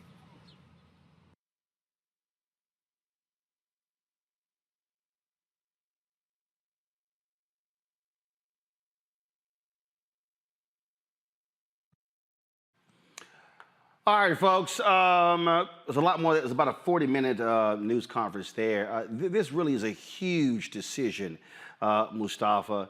And frankly, I hope they sue everybody else because at the end of the day, this is a perfect example of companies making millions off of black people and not compensating African Americans. Yeah, it has always been about the extraction of black bodies and now also in black DNA and black genetics. So yeah, folks who have been making billions, literally, dollars off of us and our body parts. So yes, I hope that they make sure the family gets every dollar that's coming to them. Because if you go back and look through history, if you look at black soldiers, they medical tested on us with the various types of gases and chemicals that they were using. If you look at black prisoners, they also tested us for asbestos. If you look at black women, we saw both in slavery and afterwards how they actually did experimentation on our sexual organs and a number of other dynamics. So this is a part of a long history of the extraction of our DNA and of our body. And it's time that people, one, make sure it never happens again, but also that people receive the payment that should be a part of that pain that has followed our folks since we first came on these shores. For the folks out there, Larry, who don't understand why it's important to have attorneys, here you go. Absolutely. And Roland, this is taken too long. And, you know, it's interesting in terms of black folks, and we look at history, my colleague just highlighted in terms of how, you know, particularly enslaved Africans, prisoners, et cetera, have been treated throughout U.S. history. But this is an important moment. But it is important to recognize that we have to ensure that these kind of things don't happen in the future. We talk about all this, you know, challenges that black women still encounter in terms of not only infant mortality rates, pregnancy-related rates. So the fight for fairness to protect the lives of black women is ongoing. And so once again, this is an important moment for the family, and also in terms of remembrance, in terms of what the country, not only the country in terms of the world, in terms of benefited from utilizing her, you know, our immortal cells. But we have to continue to make sure we defend black women and we hold scientists and other individuals accountable. Lauren? Yeah, I mean, absolutely. I think it's such a great example of the exploitation game and how it works with African Americans in this country. Whether it's the NCAA or the music industry or this situation right here, money is made off of us. You know, we bring something to the table and money is made off of us. And here we are, you know, 70 years later, rectifying this. And even though it's very common to have these settlements be secret, I wish we knew what the number was. Hopefully it was in the multi-millions of dollars. Obviously, with Attorney Crump on the job, I'm sure it was a very good deal.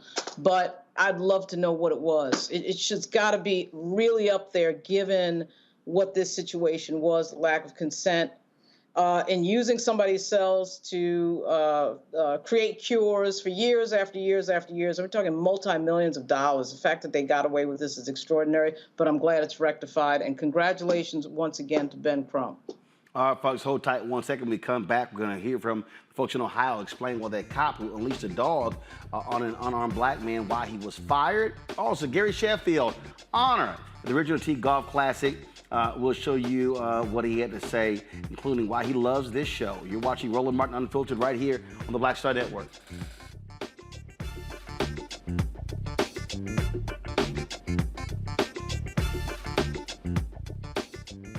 When you talk about blackness and what happens in black culture, you're about covering these things that matter to us, speaking to our issues and concerns. This is a genuine people-powered movement. There's a lot of stuff that we're not getting. You get it, and you spread the word. We wish to plead our own cause. Too long have others spoken for us. We cannot tell our own story if we can't pay for it. This is about covering us. Invest in black-owned media. Your dollars matter. We don't have to keep asking them to cover our stuff. So please support us in what we do, folks. We want to hit 2,000 people, $50 this month, raise $100,000. We're behind $100,000, so we want to hit that. Y'all money makes this possible. Checks and money orders go to P.O. Box 57196, Washington, D.C. 20037-0196.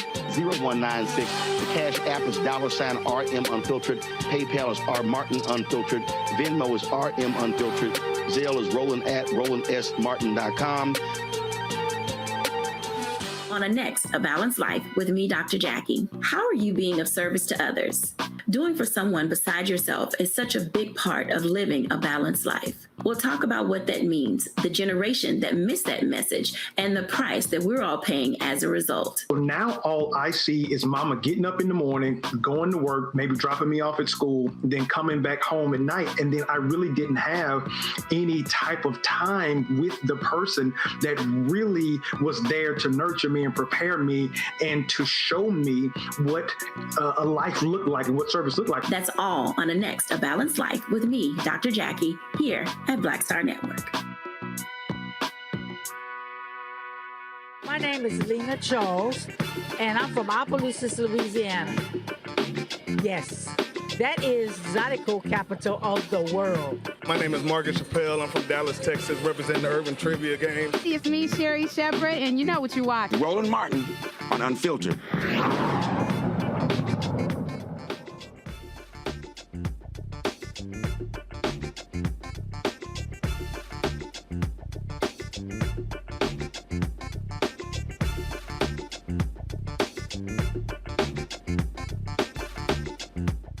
The Circleville, Ohio Police Department explains why the officer who released a police dog on an unarmed black man was fired.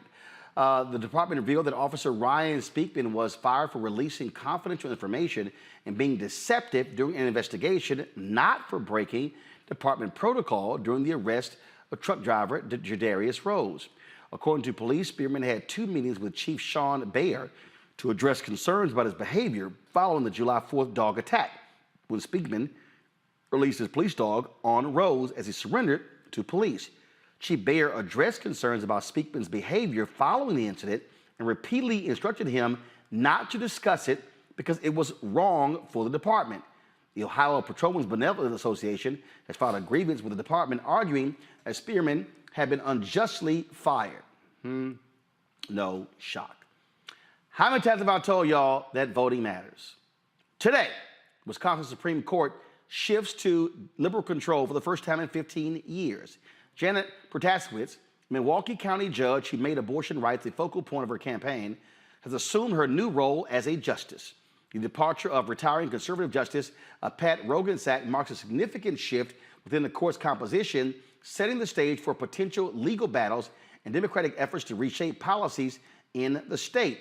As a new liberal majority takes shape, Democrats hope the court will rule in their favor on crucial issues such as abortion rights as well as gerrymandering. This right here is a huge, huge deal, Lauren. We saw what happened in North Carolina, where Democrats controlled the court, Republicans controlled the court, Democrats got control, ruled against gerrymandering, ruled against voter ID laws. The moment the Republicans took control after the 2022 election, they immediately reversed course. Here's an opportunity, because in Wisconsin, the numbers don't lie. If Democrats got 55% of the votes in the state, they would still not control the legislature. Republicans control the legislature. They'll strip power from the governor, Tony Evers. They've done all sorts of things. And so don't be surprised. Now you might see some rulings from the Wisconsin State Supreme Court that will actually even the playing field in Wisconsin that could impact the 2024 election, including when the Supreme Court banned drop boxes. Yeah. Wisconsin's a really close state, very close. Unfortunately, they should have a They should have Mandela Barnes in the Senate, but unfortunately that didn't happen. And it's a shame that the news on Protasewicz is going to be sort of buried by the Trump indictment. But you're right, Roland, this is huge news. It really it was amazing that she won, and again, such a close state. And you're right, North Carolina is the other one that's sort of close on a lot of things. And again, you can see the demographics in the country changing before your eyes. Not just racially, but so many women involved now in politics, a record number of women involved in the U.S. Congress, have a record number running this year in Virginia, along with a record number of African Americans running in Virginia. But back to the point of Wisconsin, yes, these are the moments where voting, you really see why voting matters. Not just the national elections that everybody gets excited about, like the presidential election or even a gubernatorial election. This is a huge moment right here, huge news out of Wisconsin, no doubt. And I'm telling you, Larry, I need black people in North Carolina to understand that the reason we have seen parity there to some degree is because Democrats were controlling the Supreme Court, and when Republicans would pass laws in the legislature, Supreme Court will overrule them. The problem now is Republicans have a supermajority in the legislature. They control the Supreme Court. They can overrule the governor. And so I need people to stop thinking that, well, if you elect somebody who's the governor or the legislature, you got to control the courts. And Roland, shout out to you because you've been talking about this for years. You've been talking about the importance of the courts, and obviously not enough people are listening. So to go back to Wisconsin, one thing I want to highlight is the importance of the youth vote and the shift in what we see in the court. A lot of young people came out to vote. And so as we move closer to 2024, we're talking about North Carolina, Wisconsin, continue to see some of the antics we've been talking about the election in several months. But you're right in terms of what happened in North Carolina. And look, I see it here in Florida in terms of the supermajorities in the House, in the governorship, and then we see in terms of the state Supreme Court. So it's really important that they should have these checks and balances in place, particularly when it comes to right-wing Republicans who hold power in the state, because they want to take things back to Jim Crow. And you're right, Roland, if people don't go out to vote and make sure there are checks and balances in place, black folks will find themselves in a world of hurt. Mustafa?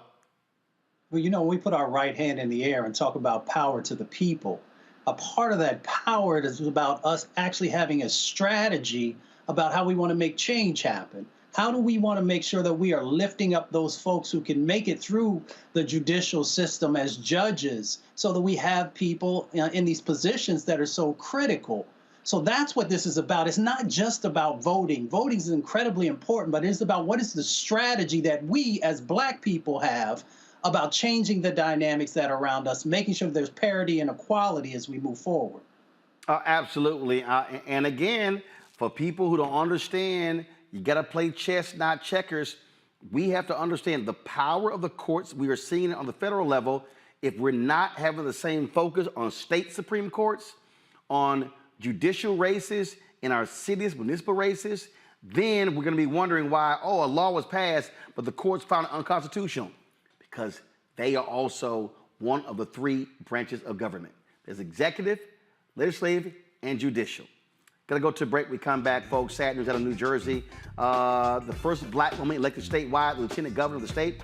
She passed away today. We'll tell you all about that next on Roland Martin Unfiltered on the Black Star Network.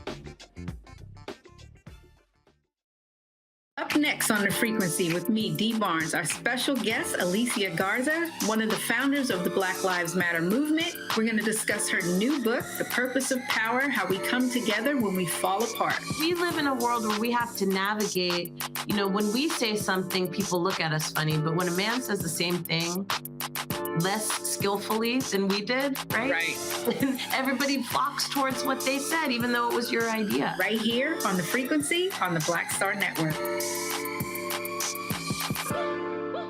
Next on The Black Table with me, Greg Carr, we welcome the Black Star Network's very own Roland Martin, who joins us to talk about his new book, White Fear, How the Browning of America is Making White Folks Lose Their Minds. The book explains so much about what we're going through in this country right now, and how, as white people head toward becoming a racial minority, it's going to get, well, let's just say, even more interesting. We are going to see more violence. We're going to see more vitriol, because as each day passes, it is a nail in that coffin. The one and only Roland Martin on the next Black Table, right here on the Black Star Network. Hey, it's John Murray, the executive producer of the new Sherry Shepherd Talk Show. You're watching Roland Martin Unfiltered. New Jersey this morning, the loss of Lieutenant Governor Sheila Oliver. Oliver, the first black woman to hold statewide elected office in New Jersey, passed away after a sudden illness at the age of 71. She went into the hospital on Monday, and she died today. Her impact was felt throughout her political career, from her historic election in 2017 as New Jersey's lieutenant governor, alongside Governor Phil Murphy, to her unwavering commitment to addressing the challenges urban communities face. Governor Murphy praised her for inspiring millions of women and girls, noting that her perspective in public policy was irreplaceable. Quote, Tam and I and our children are incredibly saddened to learn of the passing of our dear friend, colleague, and partner in government, Lieutenant Governor Oliver. We ask that you all keep the Oliver family and all those who loved her in your thoughts and prayers during this difficult time. The governor's office has yet to announce her successor. Folks, Northwestern University has enlisted the expertise of former U.S. Attorney General Loretta Lynch to lead a comprehensive review of its athletic department culture. Northwestern faces multiple lawsuits accusing the athletic department of fostering a toxic culture. Loretta Lynch, of course, is known for her dedication to promoting justice and accountability, underscoring the university's commitment to impartiality, assessing the situation, and creating a safer environment for student athletes. She will begin her work immediately, and the results of her review will be made public after the process. A lot of things are happening with that program, and the bottom line is they're facing lawsuits from a lot of black players and others, Mustafa, and so that's why they are undergoing this massive review. Yeah, you know, there's got to be more accountability in the system. We know the injustices that continue to happen. So them, you know, doing this analysis is so critically important. The question becomes, after the information is gathered, you know, what will be the sets of actions that folks will do to change the dynamics that have been going on? So I look forward to being able to see how this all plays out. It is something that is really important, folks. An Oklahoma man is going to spend time in prison for a racially motivated hate crime against a black man. Devon Wayne Johnson and his co-defendant Brandon Wayne Killian physically assaulted Jarrett Carolina and his white friend in January last year in Shawnee, Oklahoma. Johnson and Killian punched, kicked while spitting, stomping, and yelling racial slurs until Carolina was unconscious. The federal grand jury hit Johnson and Killian with a hate crime, alleging that the assault was solely based upon the man's race and color. Johnson has been sentenced to 10 years in prison, following by 3 years of supervised release. He's also been ordered to pay $68,000 in restitution. Killian is expected to be sentenced on August 14th. That, Lauren, is another win for Kristen Clark and the Civil Rights Division of the Department of Justice.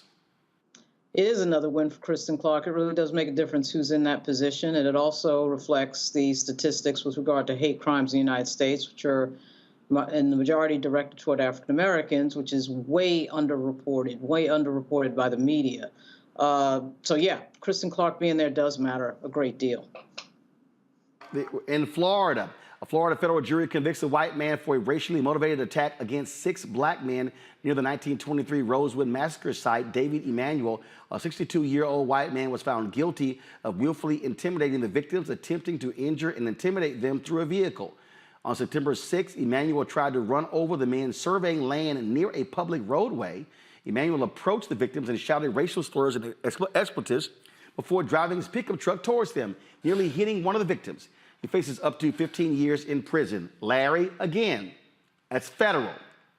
This is again why it's important who we elect in the White House that determines whether you're going to have an aggressive DOJ prosecuting hate crimes. If this was another administration, we would never even hear about these stories because they wouldn't do anything beyond the fact of the accusations. And you're right, Roland, we've talked about this. Elections have consequences, and sometimes they're good. And this is an example. We've hailed Kristen Clark not only today, on many occasions on your show, but it's really important because we've known also, Roland, over the last several years, we've seen a dramatic uptick in these racist attacks. So it's really important, whether you talk about African Americans, Asian Americans, et cetera, that DOJ continues to stand by the rule of law and protect U.S. citizens. Indeed, indeed. All right, folks, hold tight 1 second. I got to go to a break. When we come back, the Original T Golf Classic honors one of the best baseball players of all time, Gary Sheffield. We'll show you what he had to say when we come back on Roland Martin Unfiltered on the Black Star Network.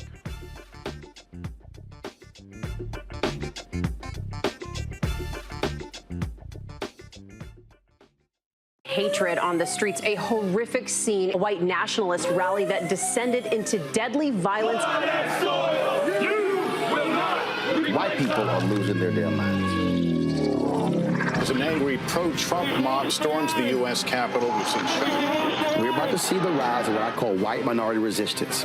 We have seen white folks in this country who simply cannot tolerate black folks voting. I think what we're seeing is the inevitable result of violent denial. This is part of American history. Every time that people of color have made progress, whether real or symbolic, there has been what Carol Anderson at Emory University calls white rage as a backlash. This is the rise of the Proud Boys and the Boogaloo Boys. America, there's going to be more of this. Here's all the Proud Boys, guys. This country is getting increasingly racist in its behaviors and its attitudes because of the fear of white people. The fear that they're taking our jobs, they're taking our resources, they're taking our women. This is white fear.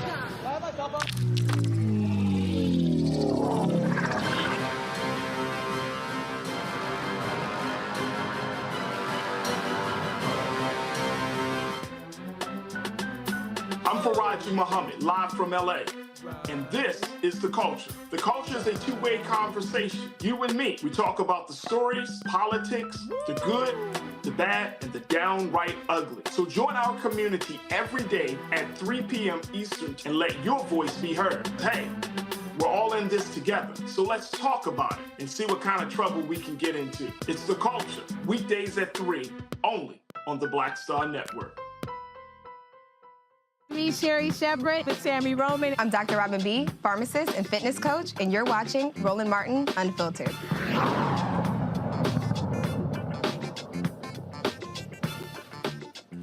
All right, folks, for 25 years, my homie Wendell Haskins has been hosting what is called the Original T Golf Classic. It is named after the brother who founded or created the golf tee. They support black golfers. They honor black golfers. And they also, this year, they had a competition with some HBCU graduates and some HBCU students. Every year, they honor a particular athlete or a high-profile individual. In the past, it's been Lee Elder, Beverly Johnson, Doug Williams, Alonzo Mourning, Uncle Luke Campbell, and so many others. This year, it was a former Major League Baseball star, Gary Sheffield. Of course, he kicked things off. Well, they always do that, but they sort of have a tee off, a celebrity tee off on the first tee. And so this is Gary Sheffield right here. Come on, y'all. Thank you very much. This is Sheffield teeing off to kick the tournament off. But where was that waggle, Gary? That, of course, he's known for that bat waggle playing Major League Baseball. Pull the audio up. Man was a major leaguer. You can play in front of a crowd. What was the Sheffield waggle? Where was the waggle? Give it up for Gary Sheffield, baby. Where was the waggle?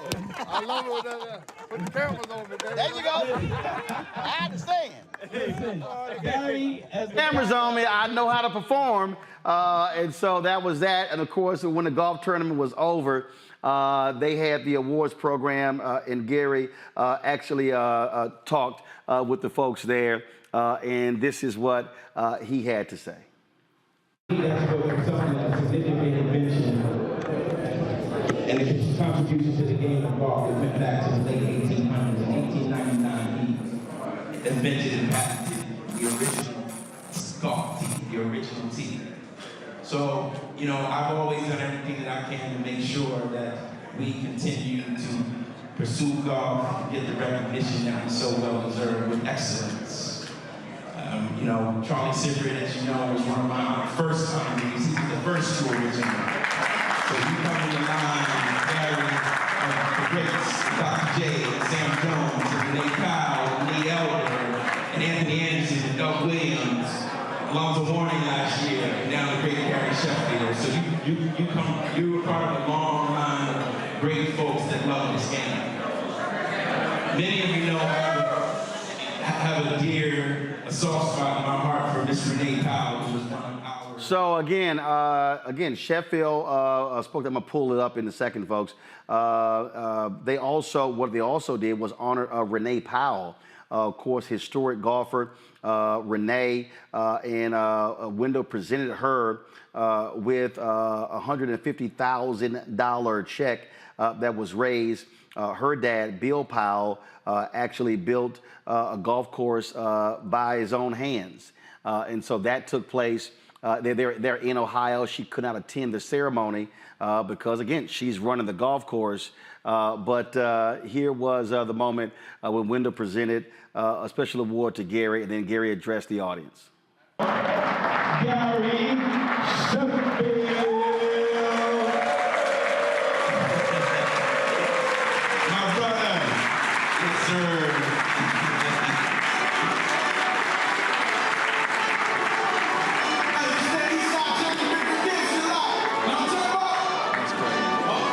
Listen, you know we always create a new award for the honoree every year. And for Gary, this is his true original award. His OTGC engraved Louisville Slugger bat with the OTGC logo saying he's the true original 2023.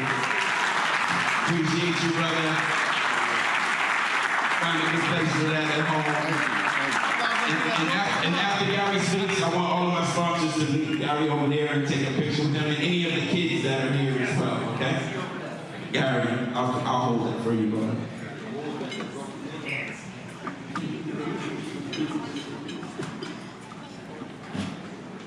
Wow.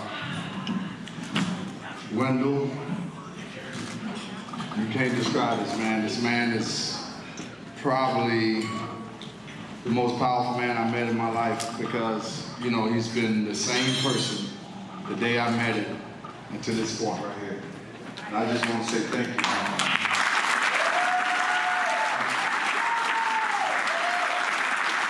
And I may come off sound like a fan right now, but Mr. Roland Martin, I'm one of his biggest fans, man. I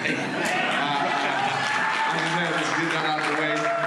Man, I love you, what you stand for, how you represent us, and I just love when you debate people and you just crush it.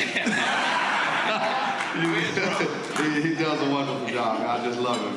But I just want to thank my friends, you know, for coming down here with me and supporting me. And you guys have always been there with me, you know, through thick and thin. Y'all know my story. Y'all know my history. And I would just say to this whole room, I met some wonderful people here. This is a great room. And this is a testimony to Wendell.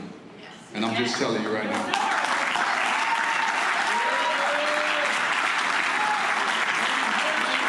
You know, I used to smoke cigars at the age of 16, but I never let kids see me smoke cigars when I was playing baseball until I retired. But what I learned in that journey of smoking cigars is that I met the same type of people that's in this room, chill people that's like-minded, that's trying to do positive things for the kids. And that's what I'm about, is about the kids. I know I got a lot of damn kids. You know, God damn, you know, show them all. Hey, but that last one, that boy there's something. But I just want to thank you guys, man. This is, I take this to the heart right here, this award, how you honored me, man. Nobody's ever done anything for me like this in my life. And I'm just telling you.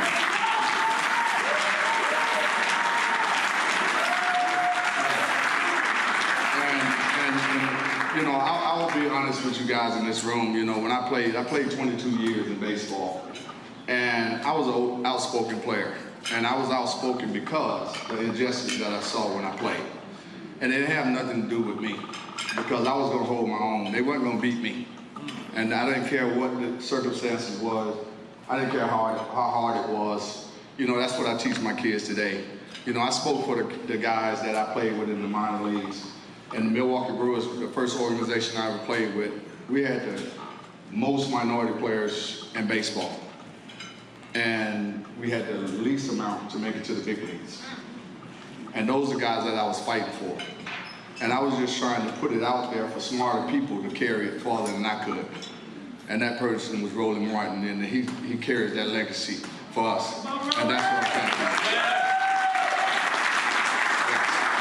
That's why I respect this man so much. He really don't know. I watch him every day. All right. But man, I tell you, man, the thing that Wendell is doing for golf and how he's bringing this home and trying to get us back, get us playing this game, because it's a positive game. And I think we can play this game if we took the time to understand. We have golf courses all over the world next to our neighborhoods. If we took the time out to play this, we would be just as good in golf as we are in baseball, football, and basketball. So it took people like Wendell, when I met him, he was the first person I saw at the PGA and the only African American there.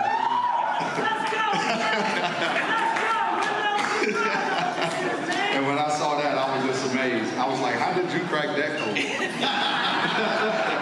But, this has been a wonderful night, man. All the sponsors, Nike, all you guys, man. This has been wonderful for me. I don't take this lightly, I just thank each and every one of you. I tried to reach out here and touch every one of you out here because I know you're genuine people. If you know Wendell, I know you're genuine. So thanks for having me, and have a good night. Thank you.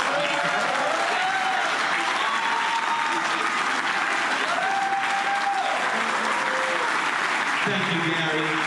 Thank you so much for all of those kind words. Thank you very much.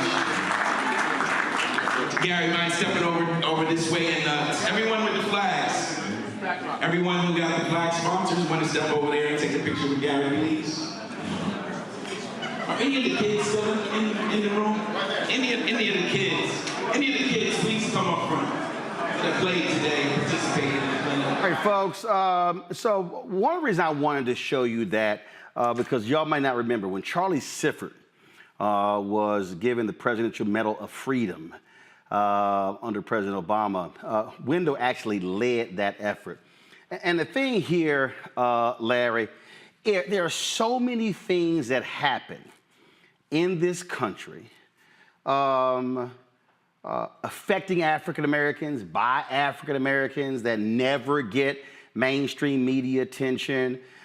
In fact, Wendell also was heavily involved in when Lee Elder, he couldn't hit a tee shot, but a year before he died, when he was one of the ceremonial starters at the Masters. And so it's brothers like Wendell who are out there doing the work. He's been fighting on behalf of black golfers, calling out the industry that doesn't get a lot of attention. But this is also why black-owned media matters, because we can do stuff other folks won't do. Absolutely, and Roland, we wouldn't see the video or hear your commentary, like you said, anywhere else. And like I said earlier, this is why your platform is so important. And it is interesting, Roland, you made the point about, obviously sports, particularly golf. Black folks have historically been involved in a number of different athletic endeavors.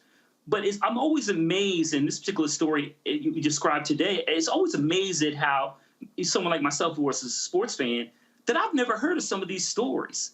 And it's really important, like you said, again, that we highlight these stories. And, certainly your presence at the event, but also in terms of some of the language, some of the things that Gary Sheffield talked about in terms of what we see now. I'm an MLB fan, and that we see so many few African Americans in the sport. And it's been a dramatic increase since Sheffield retired. But it is really important that we highlight these stories in any sport, and then we make sure that we take all the steps necessary to recognize those who've laid the foundation, and also to make sure we ensure that there are more black folks in sports like golf and others. Oh, absolutely. And one of the things, again, that took place there, Lauren, there were HBCU graduates, also a sister who was from Houston. She's actually still playing at Howard University. Was a brother who was from FAMU. Amber Kirkendall, she played golf at Texas Southern University. Wendell asked me to introduce her. She's from Houston. In fact, she led TSU to their first SWAC golf championship. She is a professional golfer. She's on one of the development tours, trying to get to the LPGA.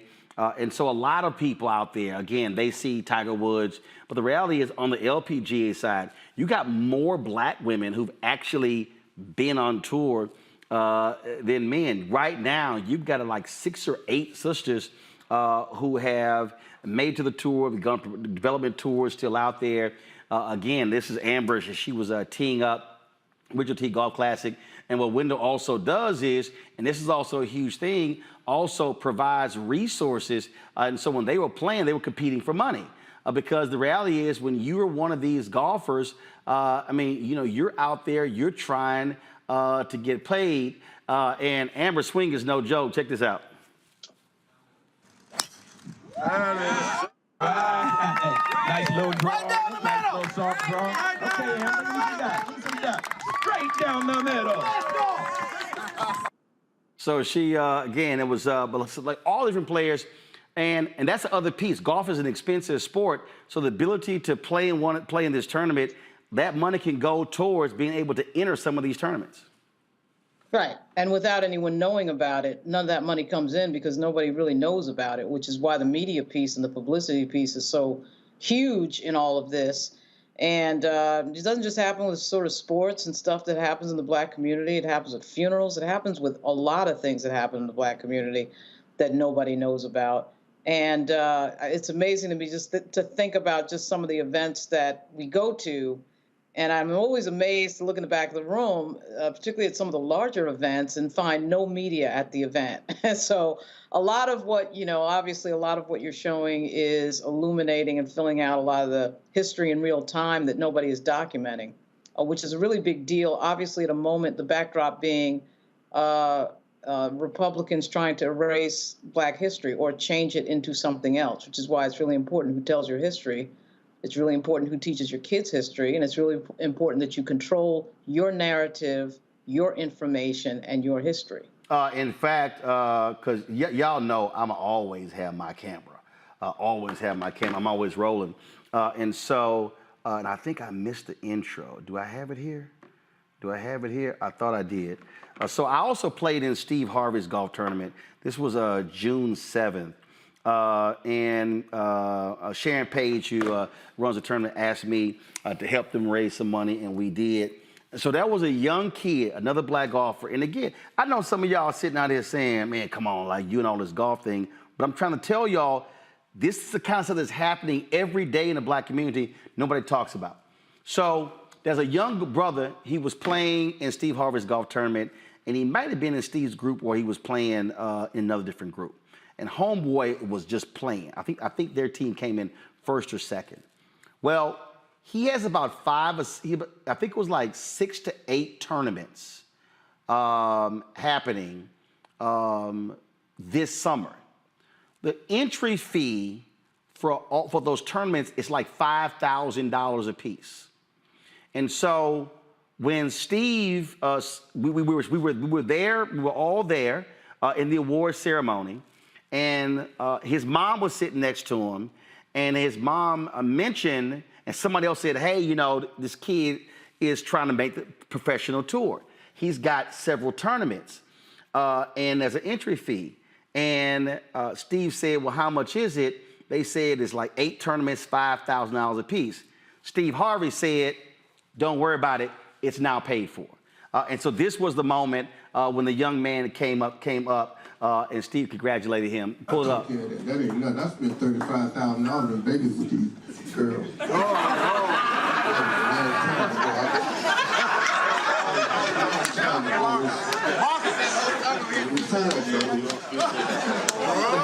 Again, we're there raising money for charities, but that young man is trying to become a professional golfer, and Steve Harvey said, I'm going to pay the $35,000 in tournament fees so you can be sure to play.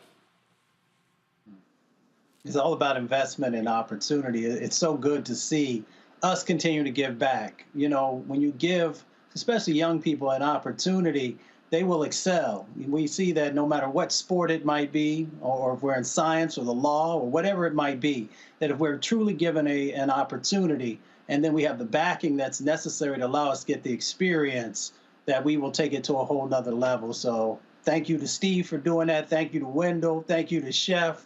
And of course, Roland, thank you to you for always showing up and having your camera ready to make sure we're highlighting our stories. Absolutely, absolutely. And so all y'all out there be wondering, like, man, why Roland ain't here? He out playing golf. Well, I'm actually working while I'm also playing golf, bringing y'all this kind of stuff that, again, other folks are not covering. And I'm telling y'all, it happens every single day. Last point, I represented the bros in Dallas last week, the Alpha Convention. Larry, Mustafa, both of y'all are Alphas, and ran the Charles Haley. Charles Haley, of course, 5-time winner of Super Bowl, second most in history behind Tom Brady. And so I was joking with him about how I hate the Cowboys. He shot the finger at me. And so Haley has his foundation. It's going to be in September. He said, man, I want you to come and play as well. And so I just want everybody who's watching to understand there are things that African-American celebrities and folks who are just out there fighting fighting the good fight like Wendell Haskins, they are doing things for black people every single day that mainstream media will never cover.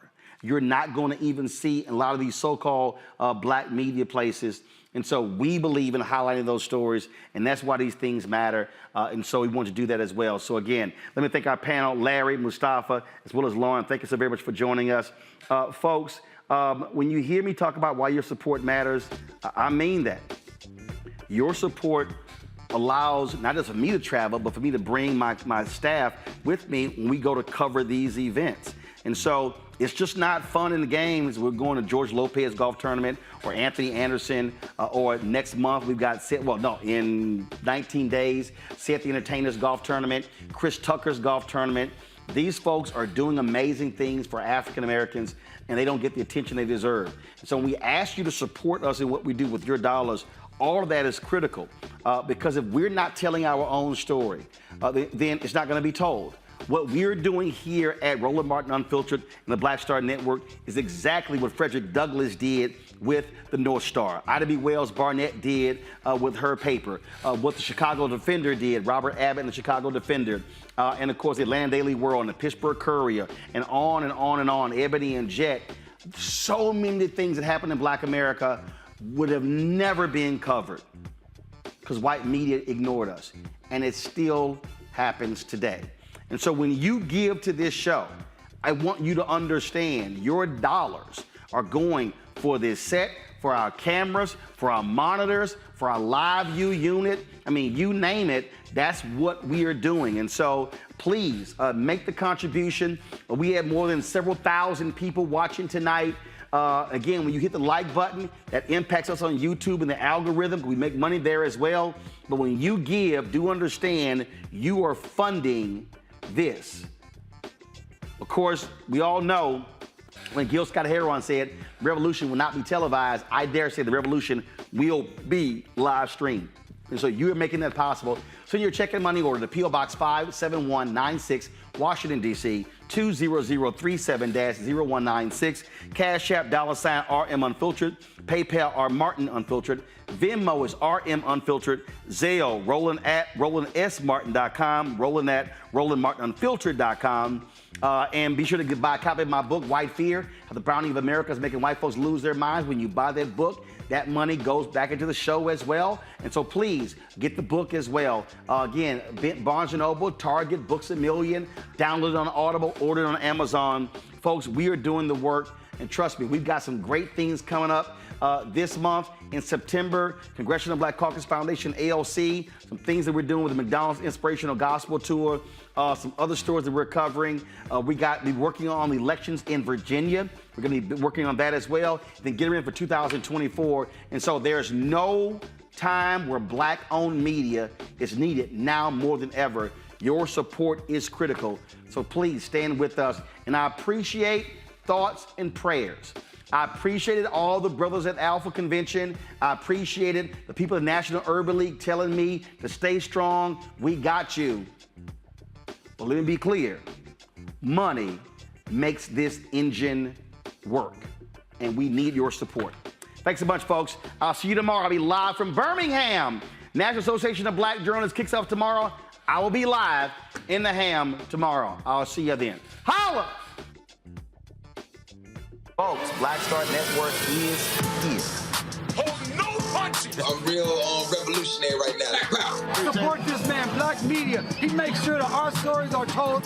Thank you for being the voice of Black America, Roland. Stay black. I love y'all. All momentum we have now, we have to keep this going. The video looks phenomenal. See, this difference between Black Star Network and Black-owned media and something like CNN. You can't be Black-owned media and be scared. It's time to be smart. Bring your eyeballs home. You dig? Pull up a chair, take your seat. The Black Tape with me, Dr. Greg Carr, here on the Black Star Network. Every week, we'll take a deeper dive into the world we're living in. Join the conversation only on the Black Star Network. Hi, I'm Dr. Jackie Hood Martin, and I have a question for you. Ever feel as if your life is teetering and the weight and pressure of the world is consistently on your shoulders? Well, let me tell you, living a balanced life isn't easy. Join me each Tuesday on Black Star Network for A Balanced Life with Dr. Jackie. We're all impacted by the culture, whether we know it or not. From politics to music and entertainment, it's a huge part of our lives, and we're going to talk about it every day right here on The Culture with me, Faraji Muhammad, only on the Black Star Network. I'm Deborah Owens, America's Wealth Coach, and my new show, Get Wealthy, focuses on the things that your financial advisor and bank isn't telling you, but you absolutely need to know. So watch Get Wealthy on the Black Star Network.